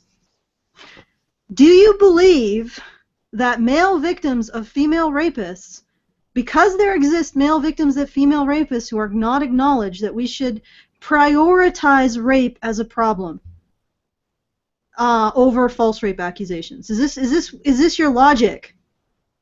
Because I imagine that what you're trying to say, what you're really trying to say, is women victims, women victims, women victims. Therefore, let's ignore men.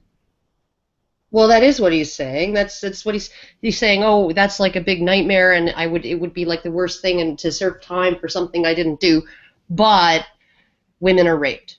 Yeah. So essentially, what he's doing. Okay. What I meant by that is he's not using male victims to say male victims of X mean that the fact that male victims exist of X means that we should ignore male victims of Y. He's essentially saying that female victims means we don't have to pay attention to male victims. Well, At all. Yeah. At all. Like, and the funny thing is that what he's doing right here is he's woman worsting. And this is what men do. They're faced with something that they're afraid of. They feel vulnerable to. They want to deny. And what they do, they cast around anywhere to find some way of putting women in the role of victim, so that it's like almost like a stopgap. Like it's like ongoing train. Well, let's shove a woman in front of it so I don't have to, like that's what he's doing. He's essentially shoving a woman into that gap so he doesn't have to occupy it. Thanks, Reggie! You're a peach. Yeah. Not only are you ignoring male victims, you're making women into victims. Yeah. I mean, like, you don't have to agree with me, Karen. You can be like, oh my fucking god, you're so full of shit, woman. No, it's true. He is woman worsting. He's essentially saying that because female victims of something exist, then even his own fears, as he's expressed them, are really nothing important. But psychologically, now physically this is really shit for men, especially when they're victims of something, because we just ignore it. But psychologically, what Reggie is doing is he's seeing the chasm of victimhood open up in front of him, and he's grabbing a woman and shoving her down into it so he can continue to walk forward. Mm-hmm. Psychologically. Now, again, in the physical realm, this is shit for men when they are victims. But then again, I mean, Reggie gets to keep walking forward, over top of the woman he's shoved into the hole, so he doesn't have to actually fall into being a victim. Mm. I don't know if I don't know if that metaphor works, but whatever. All right, banana. Real issue. Yes, but it's not like I'm hearing someone talk about how bad rape is, and I'm like, oh, also false rape accusations. No, it's a completely separate thing. I'm trying to get to the bottom of why so little of your time is dedicated to being 18. Because you're only 18 once. I spend my time being 18. I do. This doesn't take 2015! It's 2015, so be 18, Josh. Why are you concerned about his time being 18? Like, do you realize how much of shit this poor kid is probably ingested in terms of being the person, or being to blame for the world, and for violence against women, and for rape? Like, why don't individuals such as yourself, Reggie, get concerned when feminists go into middle schools and start shoving their shit on little boys or young men? Yeah. Do you care? Do you care at that point in time that they're not being 18? Why does it only become an issue when they're actually fighting against this? Have you ever, Reggie? Have you ever actually talked to like a young man or woman who entered like a NASA science contest or something like that? And they've spent, like, I don't know, 10 months of their lives just doing this massive science project in every second of their free time. Have you ever said to them, I just don't understand why you're not, out partying and being 18?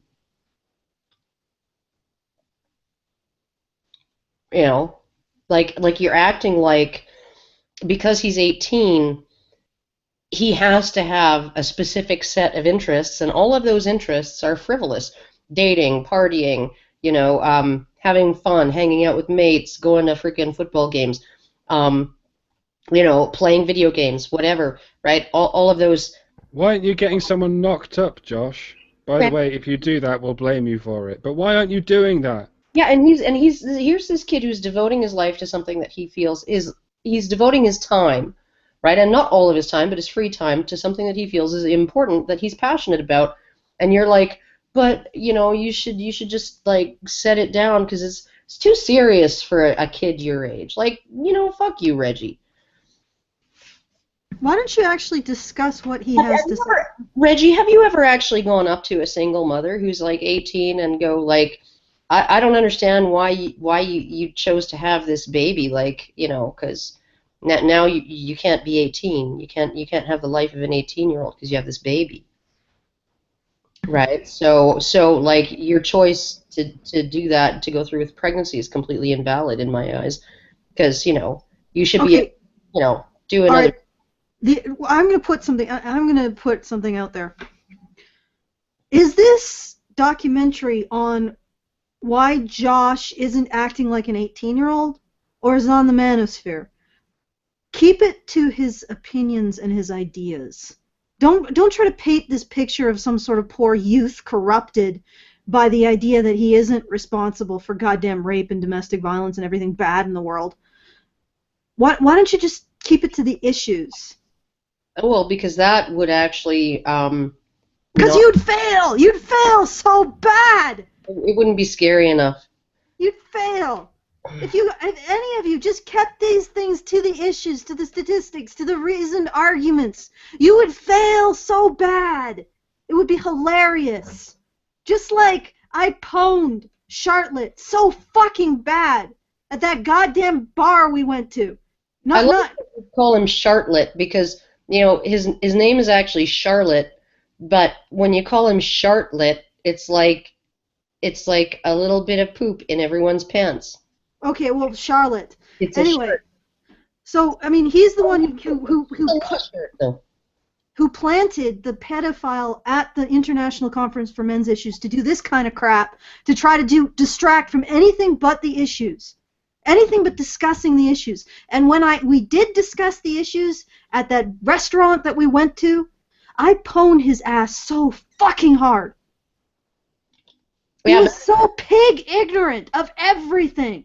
Yeah, but that didn't really make it into the story, did it? No, it didn't make it into the story. They cut that part out in favor of posting a really big Photoshop picture of Paul Elam and another one of Sage Gerard looking like they had heat stroke. Yeah, they did that. They completely cut that out. The only reference to it is him calling me sour and white. It's funny that we as a society complain that women in magazines get photoshopped to look better. Yeah. And then come along in a men's magazine and get photoshopped to look worse. We're like, no, there's no problem with this. Sorry, carry on. No, but not that. He couldn't put that in. No. And the thing is that what was so funny is during the argument he would say things like, well, I need citations for that, so I would rattle off a bunch of citations, and he's like, you're using citations like a weapon. It's like, yeah, because you're pig ignorant. And all of your beliefs and ideas and concepts about the world are based on nothing but your own convenient emotional lies. Yeah. No, that's one thing that drives me crazy about the opposition, right? Because you post a few examples of feminists behaving badly or whatever, and they say, oh, those are just some cherry-picked examples. I'm going to need a little bit more than that before I'm convinced, right? So then you post this huge fucking wall of citations, right? To give them as much, because you've just been accused of cherry picking, right? So you're just going to give them like this huge wall of information, right? And then they're like, oh, you can't expect me to read through all of that. I'm out of here. And in the meantime, MRAs are just as bad as feminists. Oh yeah, why is that? Because you say so. Yeah, all right, good enough for me. Yeah. Like it's absolutely fucking absurd. It's like the way they go about it's so much of it is just feels and fucking bullshit. Okay, Banana. Off of my time, but I think I have an advantage over the men who have had their lives derailed purely because I'm not coming at it from an emotional angle, which means because if you are emotional about something, it can lead to you being aggressive. Josh is a really impressive speaker. That's a good point, but building banana. There was a banana coming up anyway. It's a good point, but most of the point, the men who have actually been fucked over by the courts can't talk about it because they would jeopardize their chances of seeing their children or whatnot, of fixing the problem they're experiencing, because speaking out about it will jeopardize the problems, their chances of fixing that problem. This is why people like Josh and people like me speak out about it, because we have nothing to lose. Well, some people in the UK are actually existing under a gag order as well from the court. Right? Family courts in the UK are extremely secretive. They're not open to the public. The judgments aren't open to the public, and the people involved are often not allowed to talk about them. Right? Which is why there was one girl, she was 16 when she started making videos. She moved in with her dad when she turned 16 and was finally like, fuck it, I'm 16, I can choose what I want to do, right? And then they moved to Australia, and she started making videos about her family court experience in the UK. Well, she's doing that because, as far as she can tell, she's not under a gag order. Her dad can't really talk about it. I don't even know if her mom's really allowed to talk about it publicly, right? It's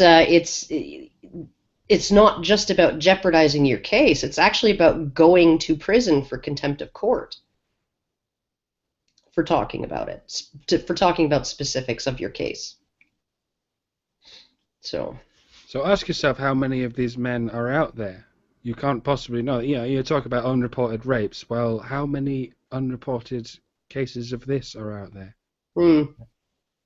Well, they can't be reported because, who are they going to report it to? The same court that, fucked them over? Yeah. Not just unreported because of some, spirit that you imagine. They're unreported because the government doesn't allow them to be reported. Mm-hmm. You see what's actually real in this scenario. There you go. All right, Banana. Is a really impressive speaker, but I can't help worrying that he's building opinions about how women behave based on other men's bad experiences that he's found online. Oh my fucking God. He hasn't said... No. You didn't show Josh giving any opinion regarding how women behave.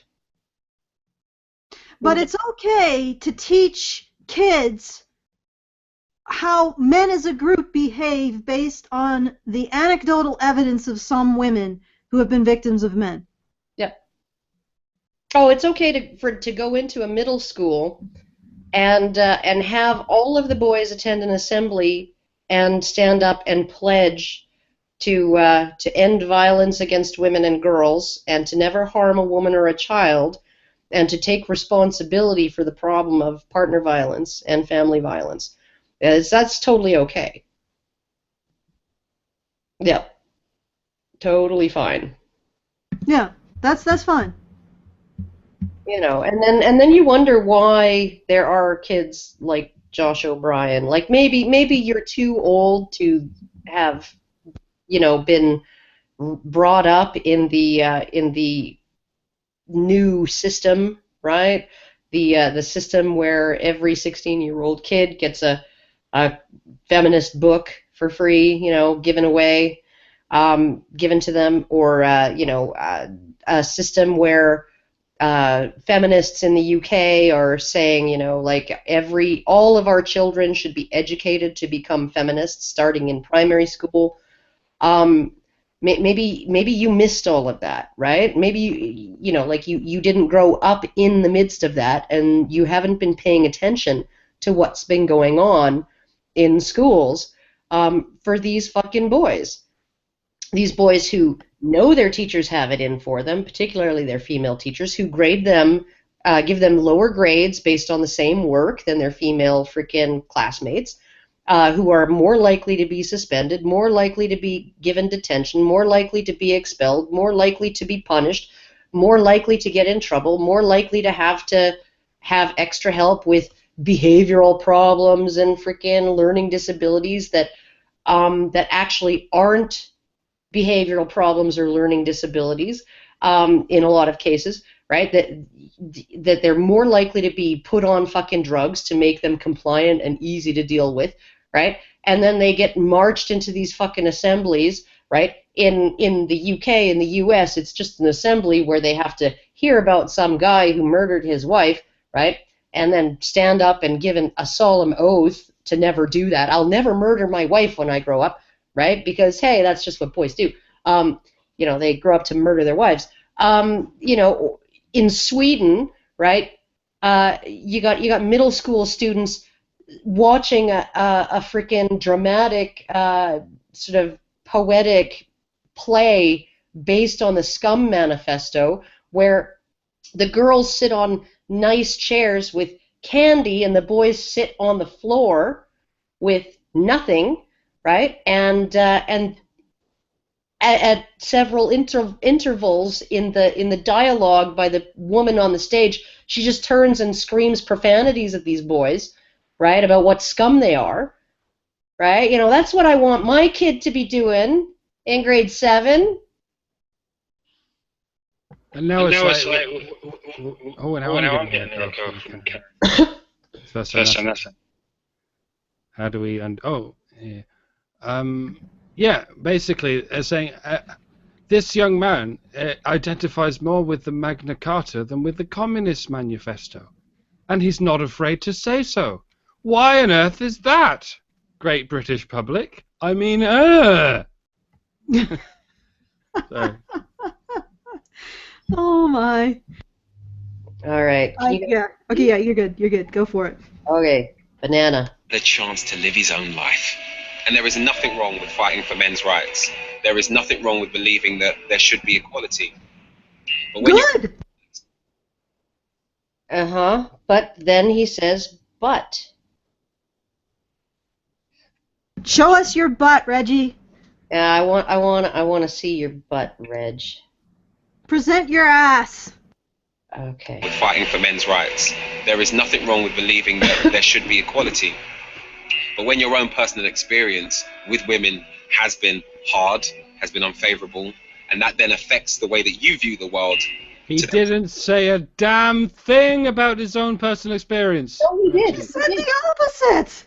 He said that he had not had negative experiences with women, and that therefore he was viewing it in a completely dispassionate, logical angle of just examining the information and coming to his own conclusions just through reasoning. That's what he said, Reg. And also, I would like to introduce you to some feminists of the second wave and the third wave who are using their negative experience. Make the personal political. It was their fucking motto. Yeah. That's what you're arguing against, Reggie. Yeah, and somehow it's okay for them to do that, and that's not unhealthy. But for men to do the same, right, and allow their negative experiences with women to inform their worldview, that's somehow like a big scary thing. Like, what the fuck is wrong with you, Reg? Like, are you even capable of just, like there's this point where you have to just put everything off to one side. Everything off to one. This is what a journalist is supposed to do, right? Take all of your preconceived notions, take all of your personal feelings, take all of your personal baggage, put it all off to one side, right? And examine what you're saying. Because what you're saying is it's okay that women formed a massive multi-billion-dollar movement out of taking their own negative experiences with men and projecting them onto a worldview, not just for them, but that they want to impose on everybody else. That's fine. That's noble. That's just and justifiable, right? But now you're accusing an 18-year-old boy who came out and said he's never had any negative experiences with women that would inform his worldview. And you're accusing him of that and saying and saying that it's not okay. Like, Okay, here's my question. It doesn't even have to do much with Reggie. How many people who watch this, who are completely uninvolved with any of this, didn't pick up on the fact that Reggie has now flat out either lied or ignored what Josh was saying? Josh explicitly said that nothing that he talks about is based on his own personal experience.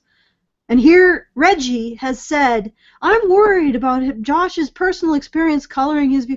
Well, Reggie, we just watched Josh say that nothing that he said was... So who in your audience, I mean, is our TV audience is that stupid? Yes. I mean, fuck, Reggie's like, yes, I'm going to show you a polka dot, I don't know, elephant. And then after he shows you the polka dot elephant, he says, wasn't that an interesting rainbow striped elephant? And nobody's like, wait. Yeah. Like, is that the main difference between a TV audience and the audience on the internet? I think so. Because I can tell you, me and Mike get away with nothing. Nothing! Yeah. You go in the comment section of any video and you make one mistake, and it's like, oh my god, you've made a mistake! And they never let it down. They remember forever. And yet, it's like the TV audience is so forgiving. That Reggie can get away with bullshit like this. Well, it's because the TV audience is entirely passive. The closest thing to an interactive TV audience is like when you're watching fucking sports and you're screaming, right, at the players or whatever, right? Like you're just like, what the fuck is with this? You called that a play, right? Or in my case, it was why I had to give up watching hockey. It was like, you're fucking putting Kluche back in goal. What the fuck? What the fuck? Why would you do that? That's the closest to interactive it gets. TV is a medium that's essentially like you know like the in that Disney movie with the like what was it called, with the little robot, you know, and all the people were up on the spaceship and Wally. Is that Wally? Wally, yeah, and it's the people that are up on the spaceship and they're lying there in their little loungers, and the straw is just robotically, you know, brought to their mouth, right, and they just like passively ingest their food, right? Okay. That's what TV is. So basically, TV audiences are a bunch of, I don't know, a bunch of livestock in pens. Because I can tell you that a YouTube audience is more like wolves. Oh, yeah. They'll tear everything apart. Even when they like you. When they like you. They still want to catch you in an error. They still want to criticize you for whatever, right?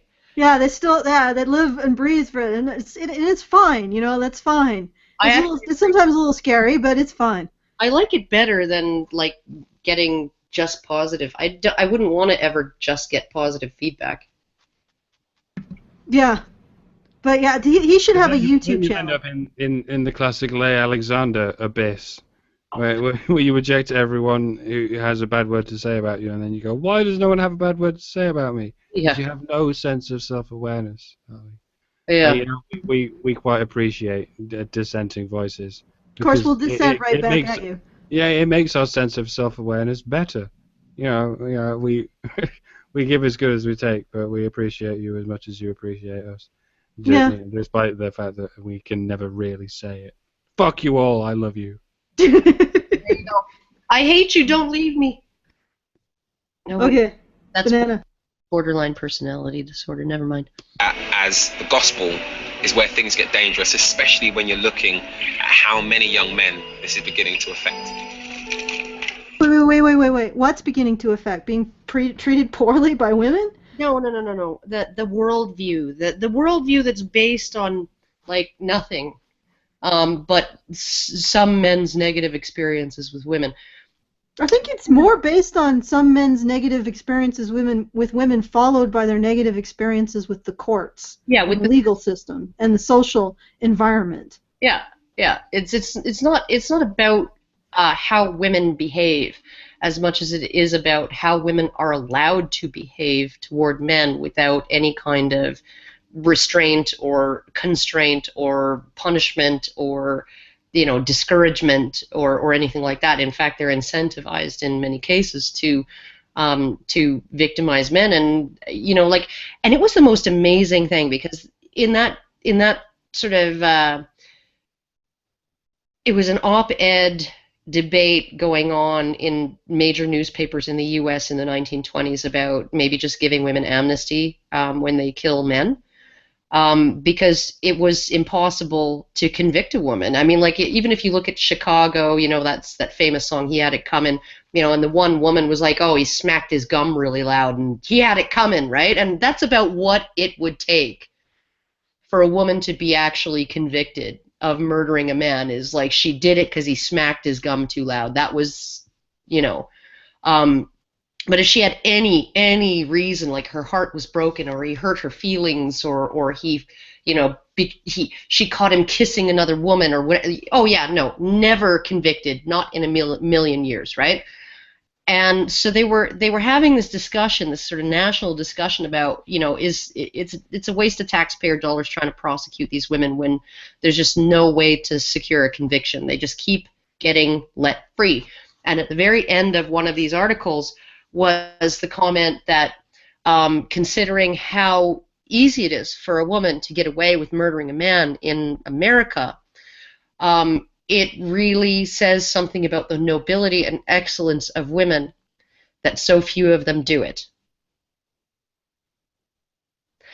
And it seems like kind of a weird thing to say, but when you think about it, when you think about the incentives that are involved, and the complete lack of disincentives that are involved, and then you have someone like Dean Esme's ex-wife who told him, after he got involved in this stuff, who told him, sort of with this little bit of pride, right, a little bit of, you know, I'm actually proud of myself for doing this. She said that she was there to sign some papers at the courthouse, and there was her lawyer on one side of her and a social worker on the other side of her, and they were both trying to convince her to make a false accusation of abuse against her husband. And she refused to do it.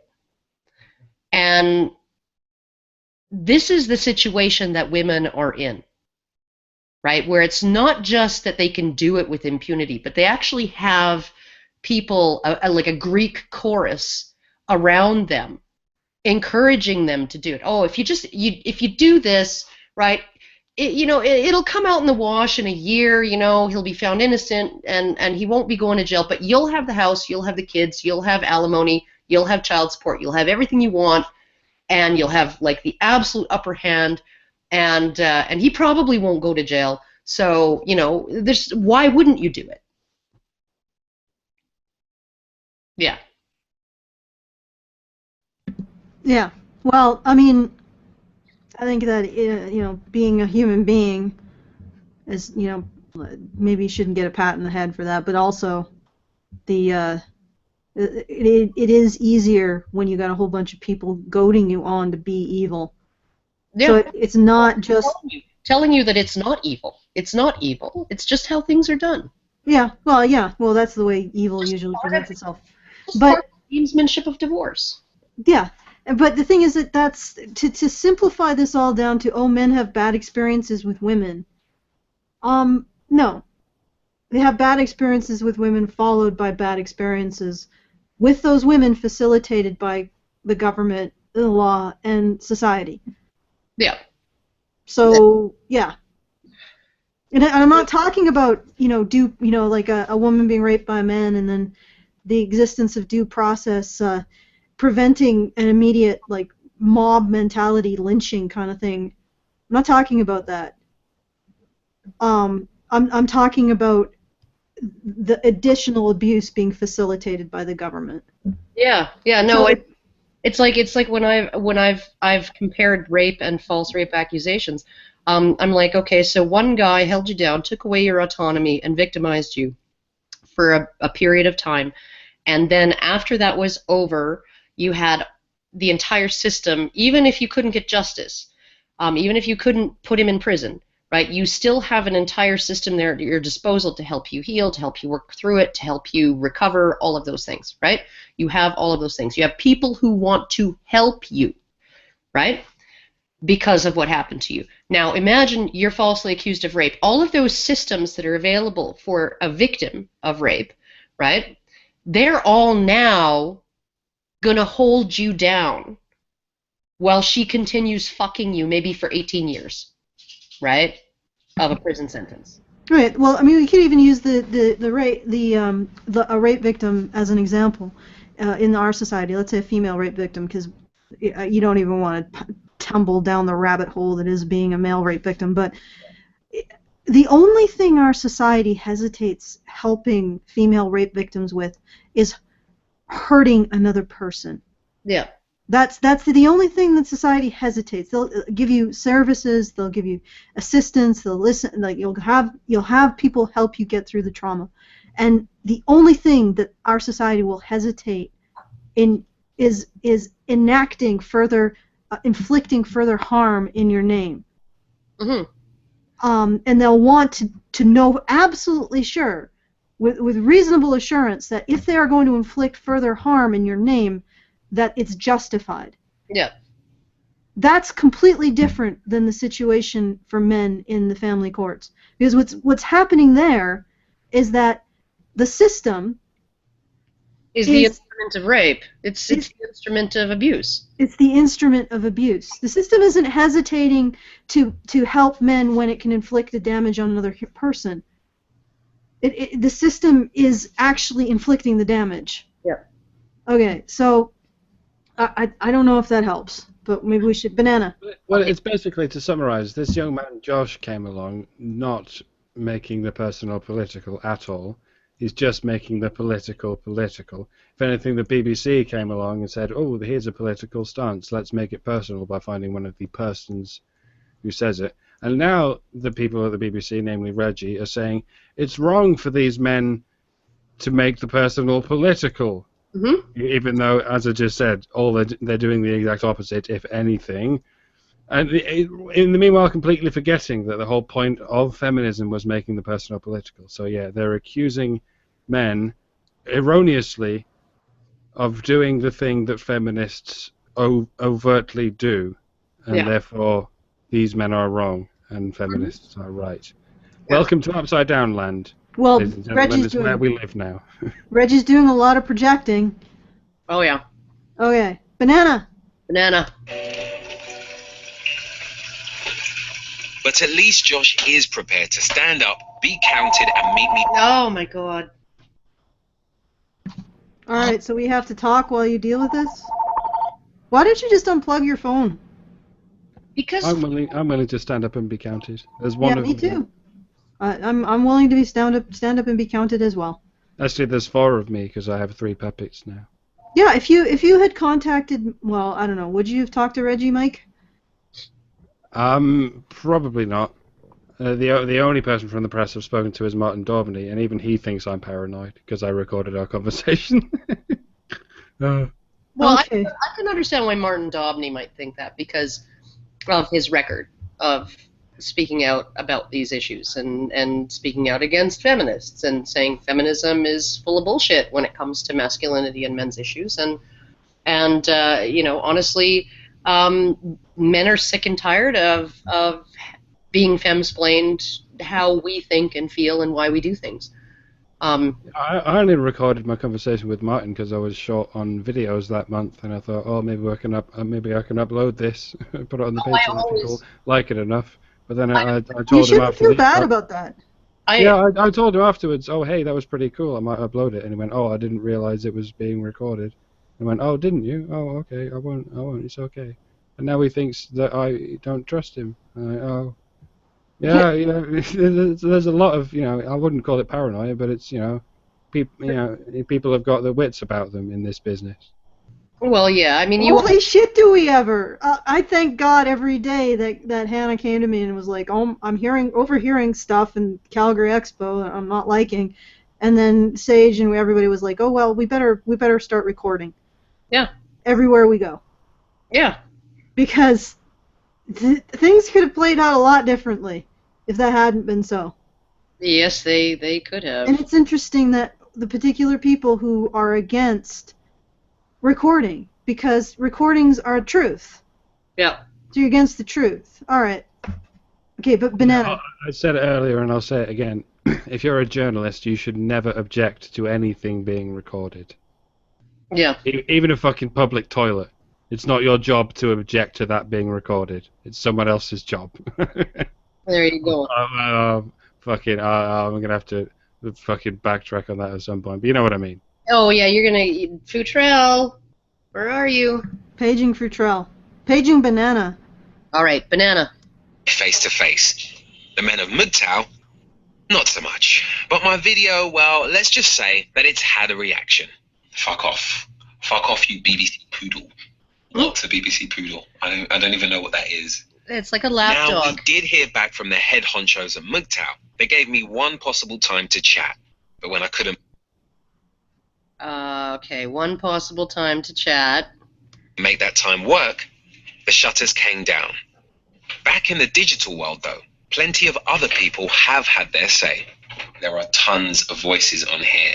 Someone called Tatabeta has said, I know the main voices in the community don't trust your intentions, Reggie, but I would really have liked to have seen MGTOW put its best foot forward. Uh-huh. Okay. For what it's worth, you're tackling something really out there. Spider says, fellow MGTOW. Incidentally, as a journalist, it's not the. I really need to backtrack on that now. It's not that you shouldn't object to things being recorded. I just remembered Watergate, but you should advocate for more things being recorded, right? Equality of recording, or something. There you go. That counts as ethics, right? Equality of recording. Both parties recording is. It just keeps Should that be what we strive for, perhaps? And is that why this sort of documentary is all going a bit sort of, everyone's paranoid? It's because you want to record them and you won't let them record you, Reg. That's all we're asking, equality of recording. Yeah? All right. Yes. To this issue. I'm MGTOW because I believe in male self-determination. I support MGTOW and do not fear anyone knowing it. So you've got someone here who's confident in his reasoning, his belief, and also confident in the MGTOW movement. And then you get the other end of the spectrum. Okay, sorry, Banana. Dun dun dun! Dun dun dun! Only a fool would trust this dude. Fuck off. Okay. Yeah. Oh my god, it's Paul Wilson again! Oh, he did change his avatar. Yeah, that's the one. Okay, because he used to be like a chimpanzee in a suit. With a tie, I believe. Oh, goodness. So, alright. Moving on. But yeah, he's You can already tell from the bottom comment there that there's some identity politics going on. You're not welcome to talk about what a MGTOW is. Yeah. Oh, I don't even want to get into this. But you see, that's the language of identity politics. Yeah. It's Well, what you have to be an army. Yeah. Fucking banana, biggest banana ever. yeah. Well. Okay. Moving on. Fuck off, all of you. No wonder this guy works for the BBC. He has one. I was making a cock joke. BBC stands for Big Black Cock. Now I get why Queen Victoria got rid of slavery before America did. That's why they're all paranoid, because they're racists. Okay, case closed. That all makes sense now, doesn't it? Okay.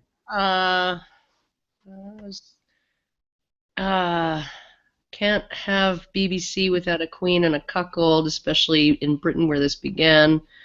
Blah, blah, blah. Oh, well, whatever. I don't recognize... I don't understand what the hell they're talking about. Yeah, no, it's a little bit, yeah. In the PornTube scene, BBC stands for Big Black Cock.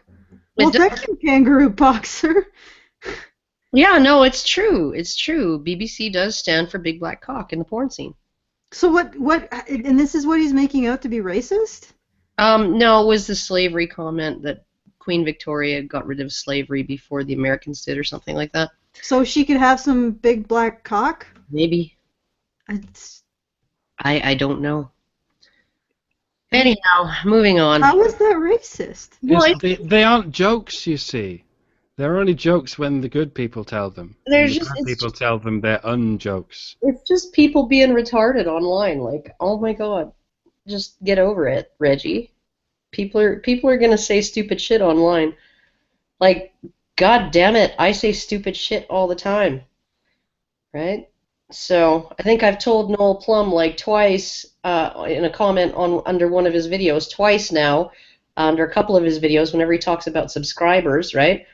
And how it just seems weird to him that people, who don't like what he has to say this one time are like, I'm unsubscribing, right? And so then I'm like, unsubscribed, you wanker, right? And, oh yeah, I called him a wanker, right? You know what? He gets the joke. I guess I'm a racist because I talked about, Milo fucking the stupid out of this man. Or is it homophobia to say that? And I said that this Reggie was about the right shade, the right hue to appeal to. Who is also a size queen. Oh my god, I think I've just really stepped in it there. Milo is We're like, all in it. Let's just carry on stepping in it like we're crushing grapes for wine. I've heard that Milo is a notorious power bottom. That's all I've heard. I don't know if it's true. But Go on. But if it is, good on him.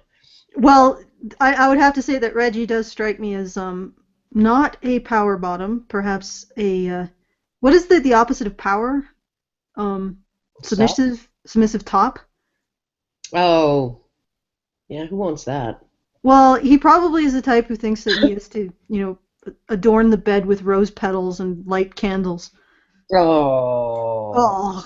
What a mess to clean up the next day. Surely he probably cleans it up. Surely the opposite of a power bottom is a power top, given Newton's rule.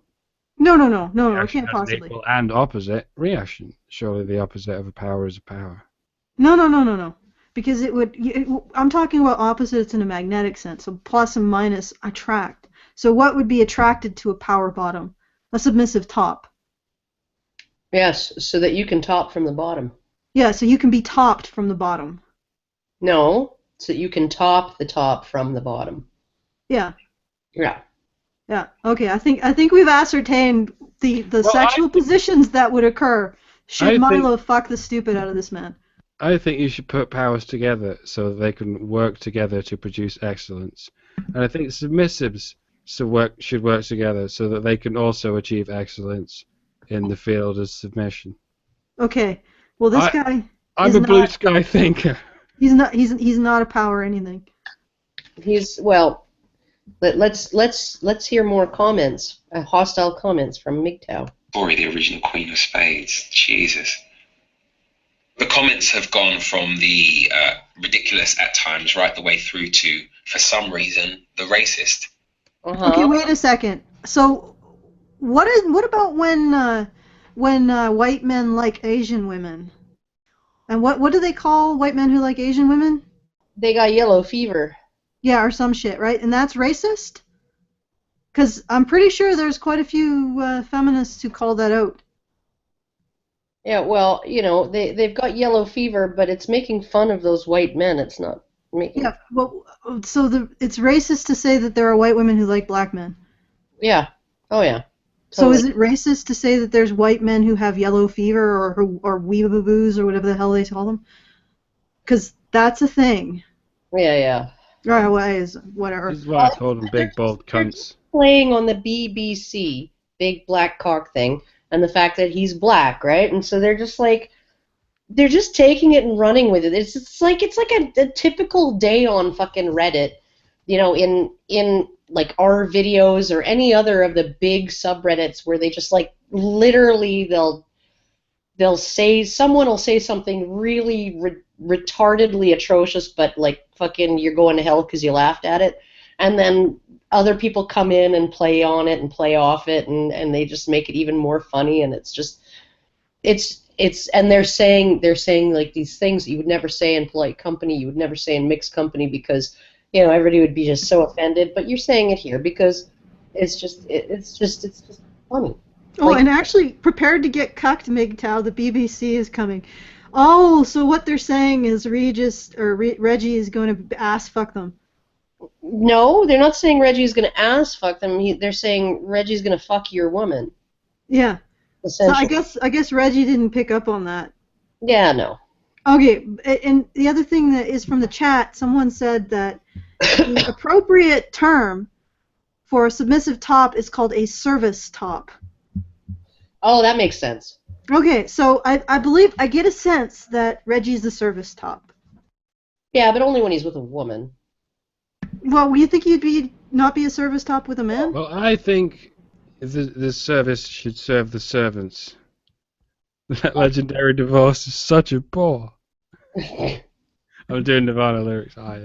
Some people got it. All right. Okay, but it's you don't think, okay, so you don't think him with a man, this man would be, you don't think he would be like a service top? Why? No. What's your logic, woman? Because he would not go out of his way to make a man feel good. Oh, so he'd be like the worst kind of asshole top. Yeah, no, he'd be an irresponsible one if he was. But I can't see him. I really can't see him as a top in that way. I can see him as, somebody who's like, going to put the sexy music on and, like you said, put the rose petals on the bed and light some candles and, and then take no for an answer when she rejects him. To be brutally honest, I could only see him as the filling in a sandwich for now. Filling in a sandwich of what? What sandwich is he filling, sir? Anything, just as long as the 3 layers. I don't think he can cope without breaking him in with a 3-layer, with some kind of hoagie situation. Oh, okay. If it was like a guy thing. Okay, so what you're saying is that he'd probably need Karen there with him, as like a safety blanket. He'd need honey badger guidance, I think.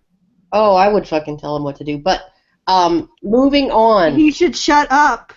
Like he's good looking, so I mean he'd probably be even better looking with some whatchamajigget, that duct tape over his mouth. No. Am I going too far? No, the whole point of being a top is that they know they're not supposed to talk. And they don't need the tape to remind them. I think this one would. Maybe. At first. Anyhow, moving on.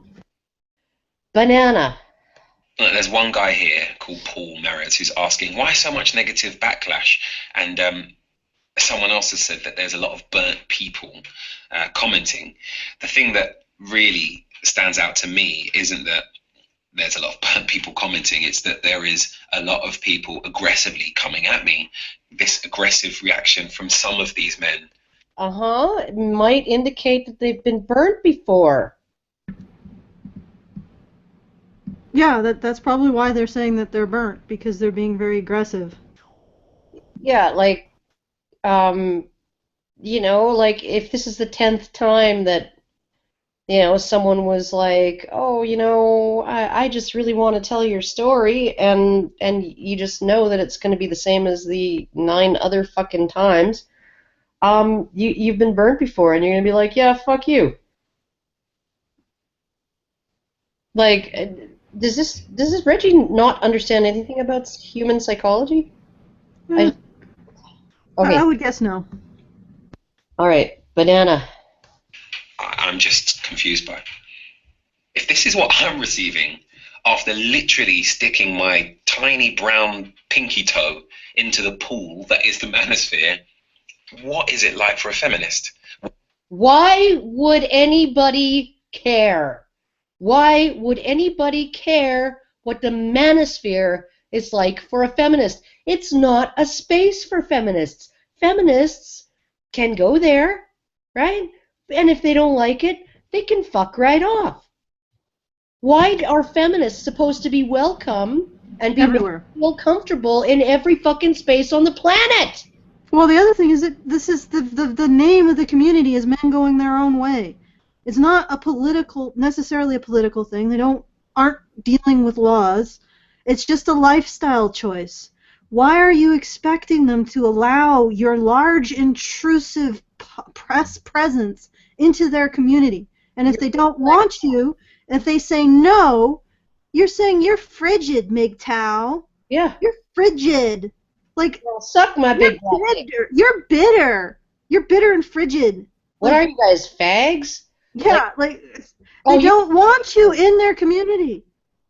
Leave it alone. Let it go. Like this, it's not even just him. It's like, if it's this hostile to me, how is it for feminists? Like, why? Why would you even say that? Why would any feminist go there? Why would anybody want to make it an unhostile place for feminists?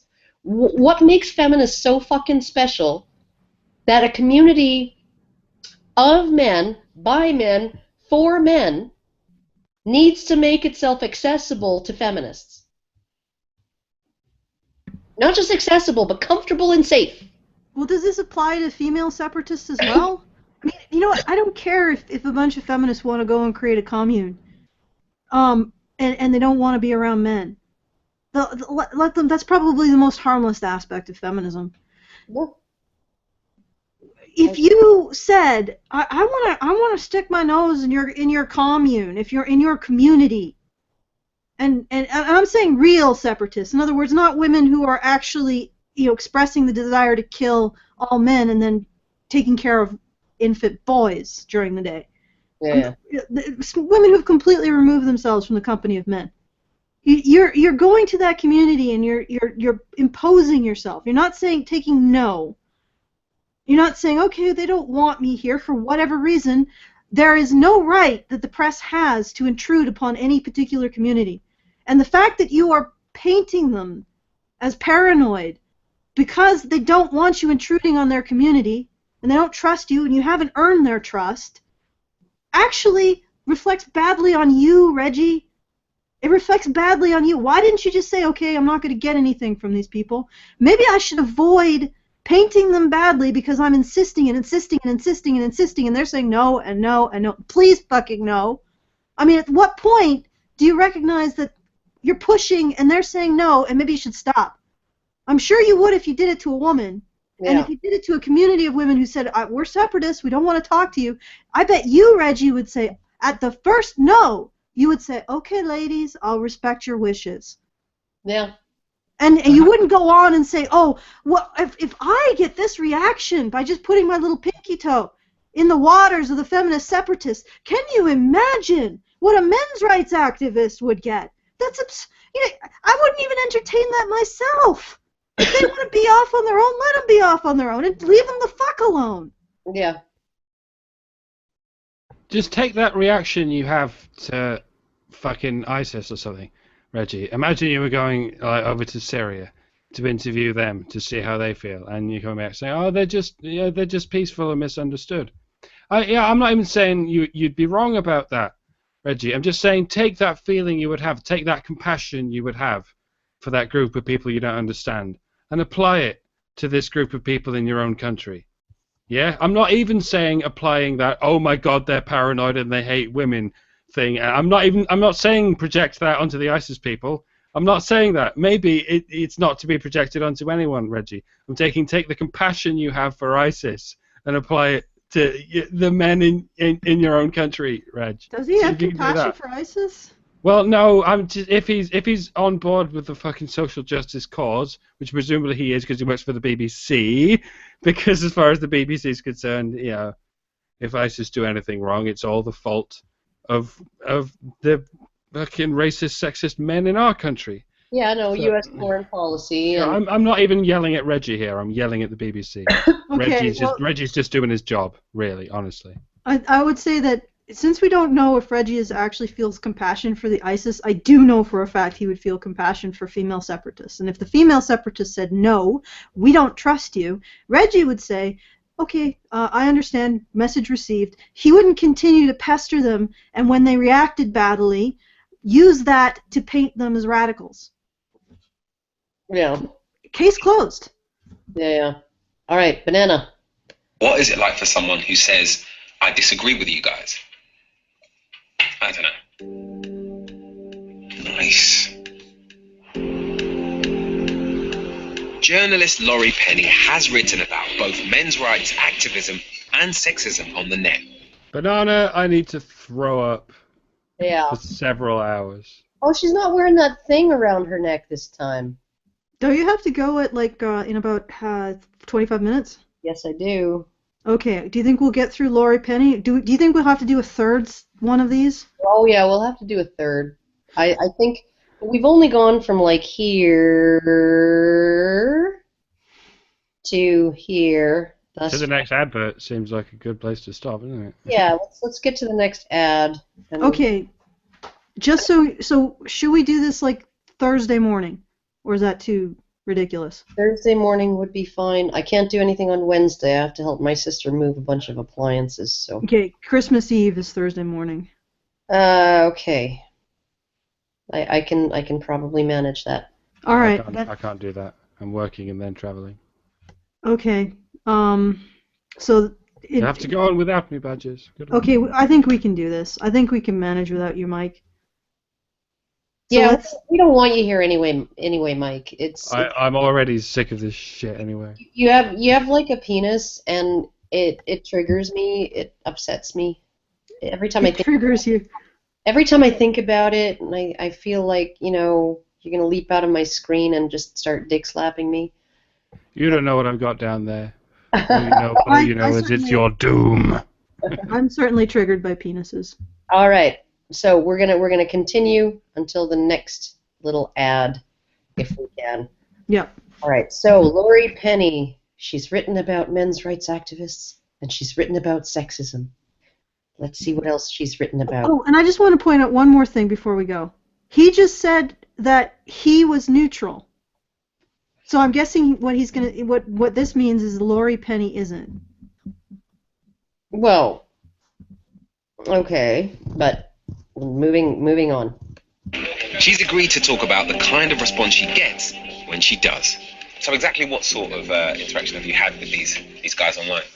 Well, in terms of threats, I've had everything ranging from individual attacks, people sending me pictures of like gross pornobaphy with my head. You notice he didn't ask Josh about the responses he's had from feminists. No. He meets Laurie and straight in. It's not why do you have your opinions? Why are you not afraid to express these opinions? Yeah. It's what about the people who disagree with you? Eh? What about the people like Josh, and why are they bad? Yeah, of course. Getting fisted by Hitler. I had a bomb threat sent to my house. People saying they knew where my house was. I had to leave, so did my landlord. People really want to intimidate me and anybody who writes about feminism online. Could you show me some of the messages that you've actually received? Yeah, well, I'm not totally happy with them showing on camera, but you can have a look at them. Yeah, I mean, people just send that sort of Okay, wait, Reggie. So what you're saying is that this woman's anecdotal experience of the manosphere should it's legitimate to have it color her personal experience. Yeah. You're not telling her. I just feel. I mean, don't you think it's bad that you're becoming bitter and jaded towards the manosphere based on your personal experience? Mm-hmm. Not that to Josh, even though he said he didn't have any negative personal experience with women. So how come Josh can't?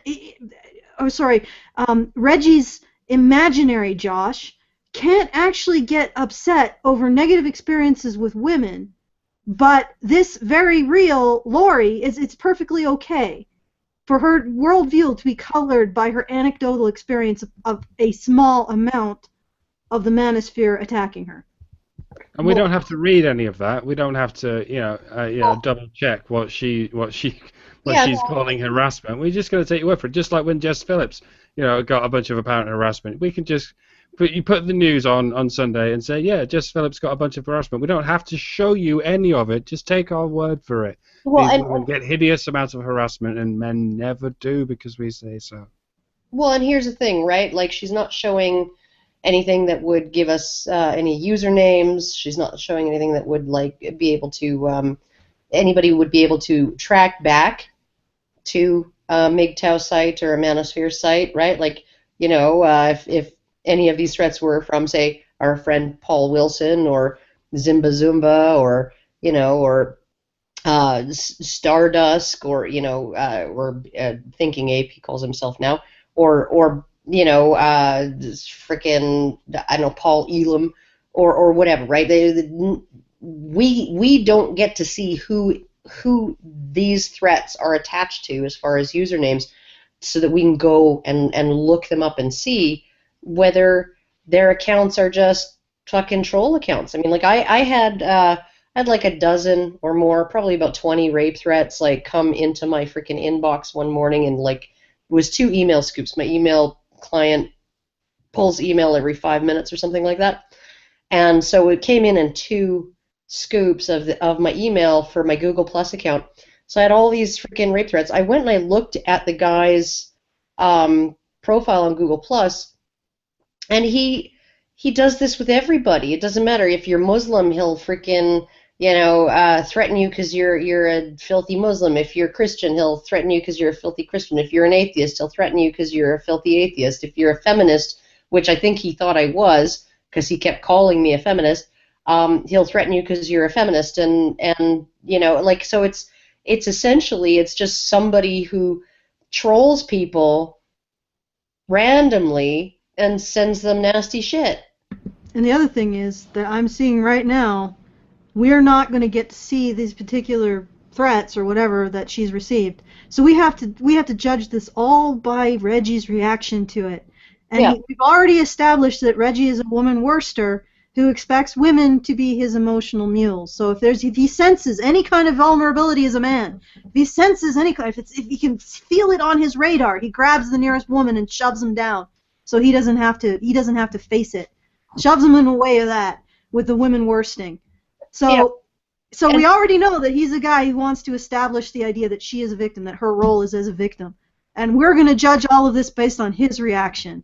Yeah, oh yeah, and his reaction has been like, oh, Josh O'Brien's views are so extreme, and and blah blah blah, and so many offensive viewpoints, and whatever.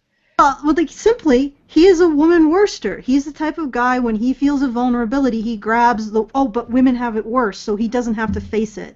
So of course he's going to have a distorted reaction to a woman displaying vulnerability, because he finds that useful to him psychologically.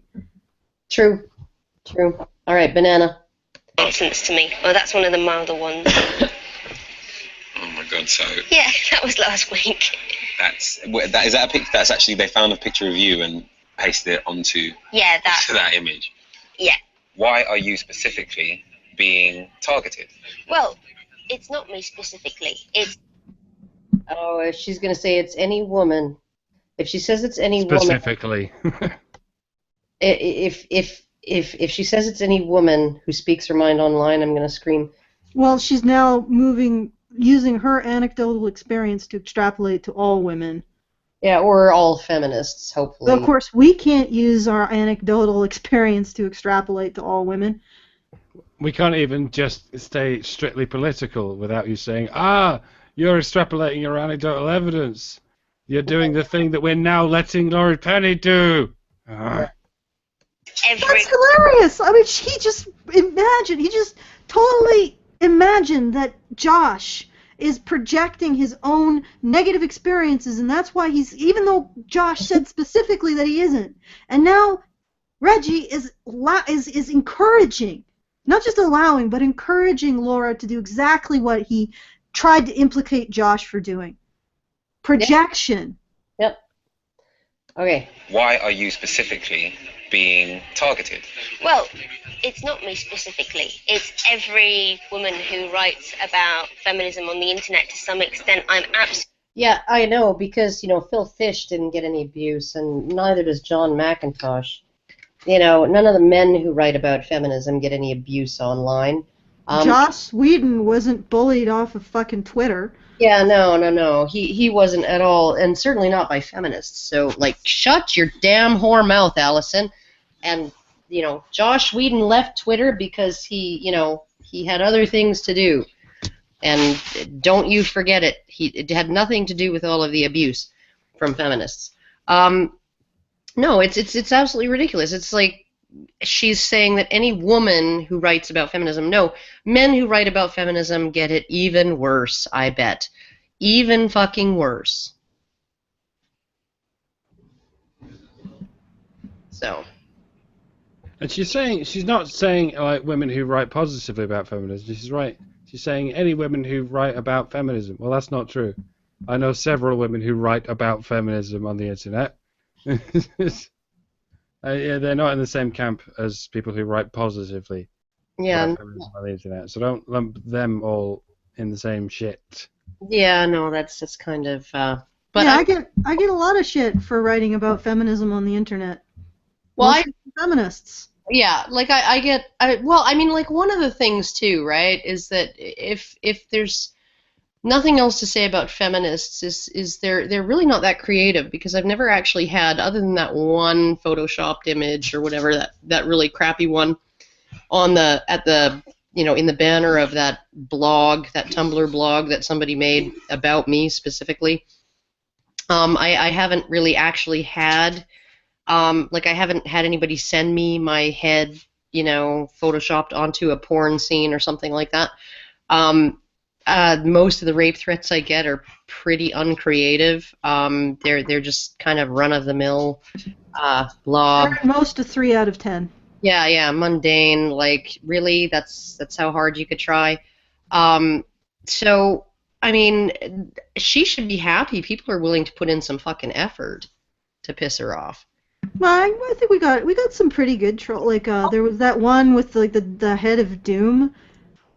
Oh yeah, that one was pretty. That was pretty clever, or not clever, but at least there was effort put into it. Yeah, I remember her. It was actually a woman, I believe, a feminist woman, and I mean she doxed me and stuff, right? But or at least she released my real name. She went digging and she found it, and she released my real name. But before I was, planning on doing that. And, but, I mean, it's, most of the feminists that give me shit, they come up with these really fucked up accusations, like the one, it wasn't Deb Majil, it was My Lampstand on YouTube, who, accused me of, I know you've been grooming and training your daughter to suck dick since she was 10 years old, because that's all you think women are good for, right? Ugh. Yeah, and stupid me, I didn't screen cap it. I responded to it, and she edited her comment. And if that's just a joke, then what else is just a joke, please? I know. It was. Well, that's actually really scary, because that's also like a, Hannah Wallen went under a false name because she was worried about certain issues about false accusations. Yeah. Potential false accusations. Oh, there was a woman who ran a nationwide hotline, domestic violence hotline, for that helped both men and women. She backed off from that after years because there were, anonymous tips phoned into Child Protective Services regarding, suspicions that her son was abusing her grandkids and things like that, right? And after the third investigation that turned up nothing, she was just like, fuck it, I can't deal with it anymore, right? So those are things that are actually really scary. Getting the cops called on you is not something to scoff at, even when it happens in Canada. It's not something that, like, do these women have anybody calling the cops saying, Lori Penny is dangerous? I doubt it. And have, like, a team of police officers show up at her door?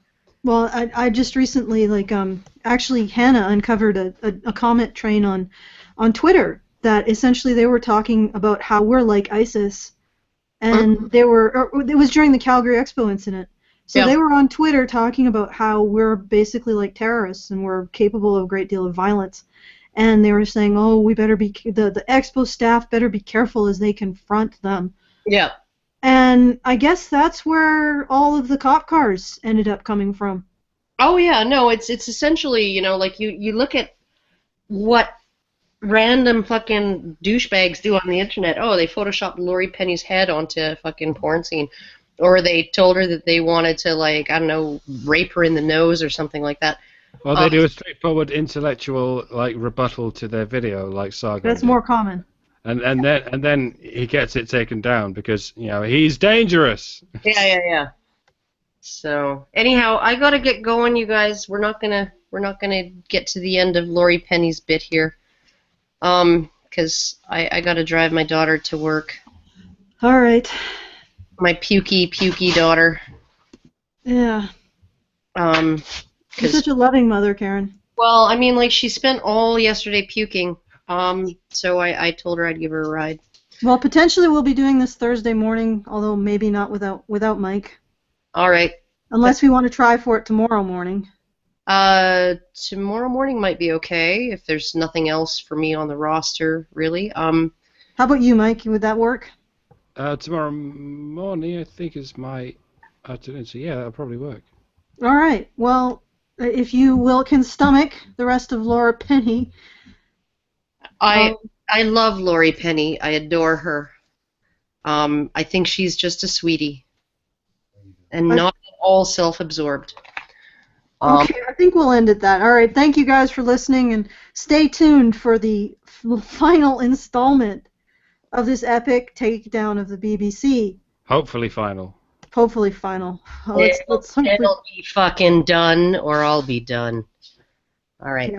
Yeah. Okay. Anyway, good night. God bless. Well, oops, sorry, Mike. Spaghetti Monster bless. All right. His newly appendage. What are you on about? None of you believe in God. I don't believe in the spaghetti monster either, so... Well, I might actually believe in God. I'm happy saying God bless. Let's put it that way, just to piss off anyone who feels like being pissed off at me saying that. Yeah. Okay. All right. Well then, God piss bless off everyone who gets pissed off at that. Okay. All right. Bye.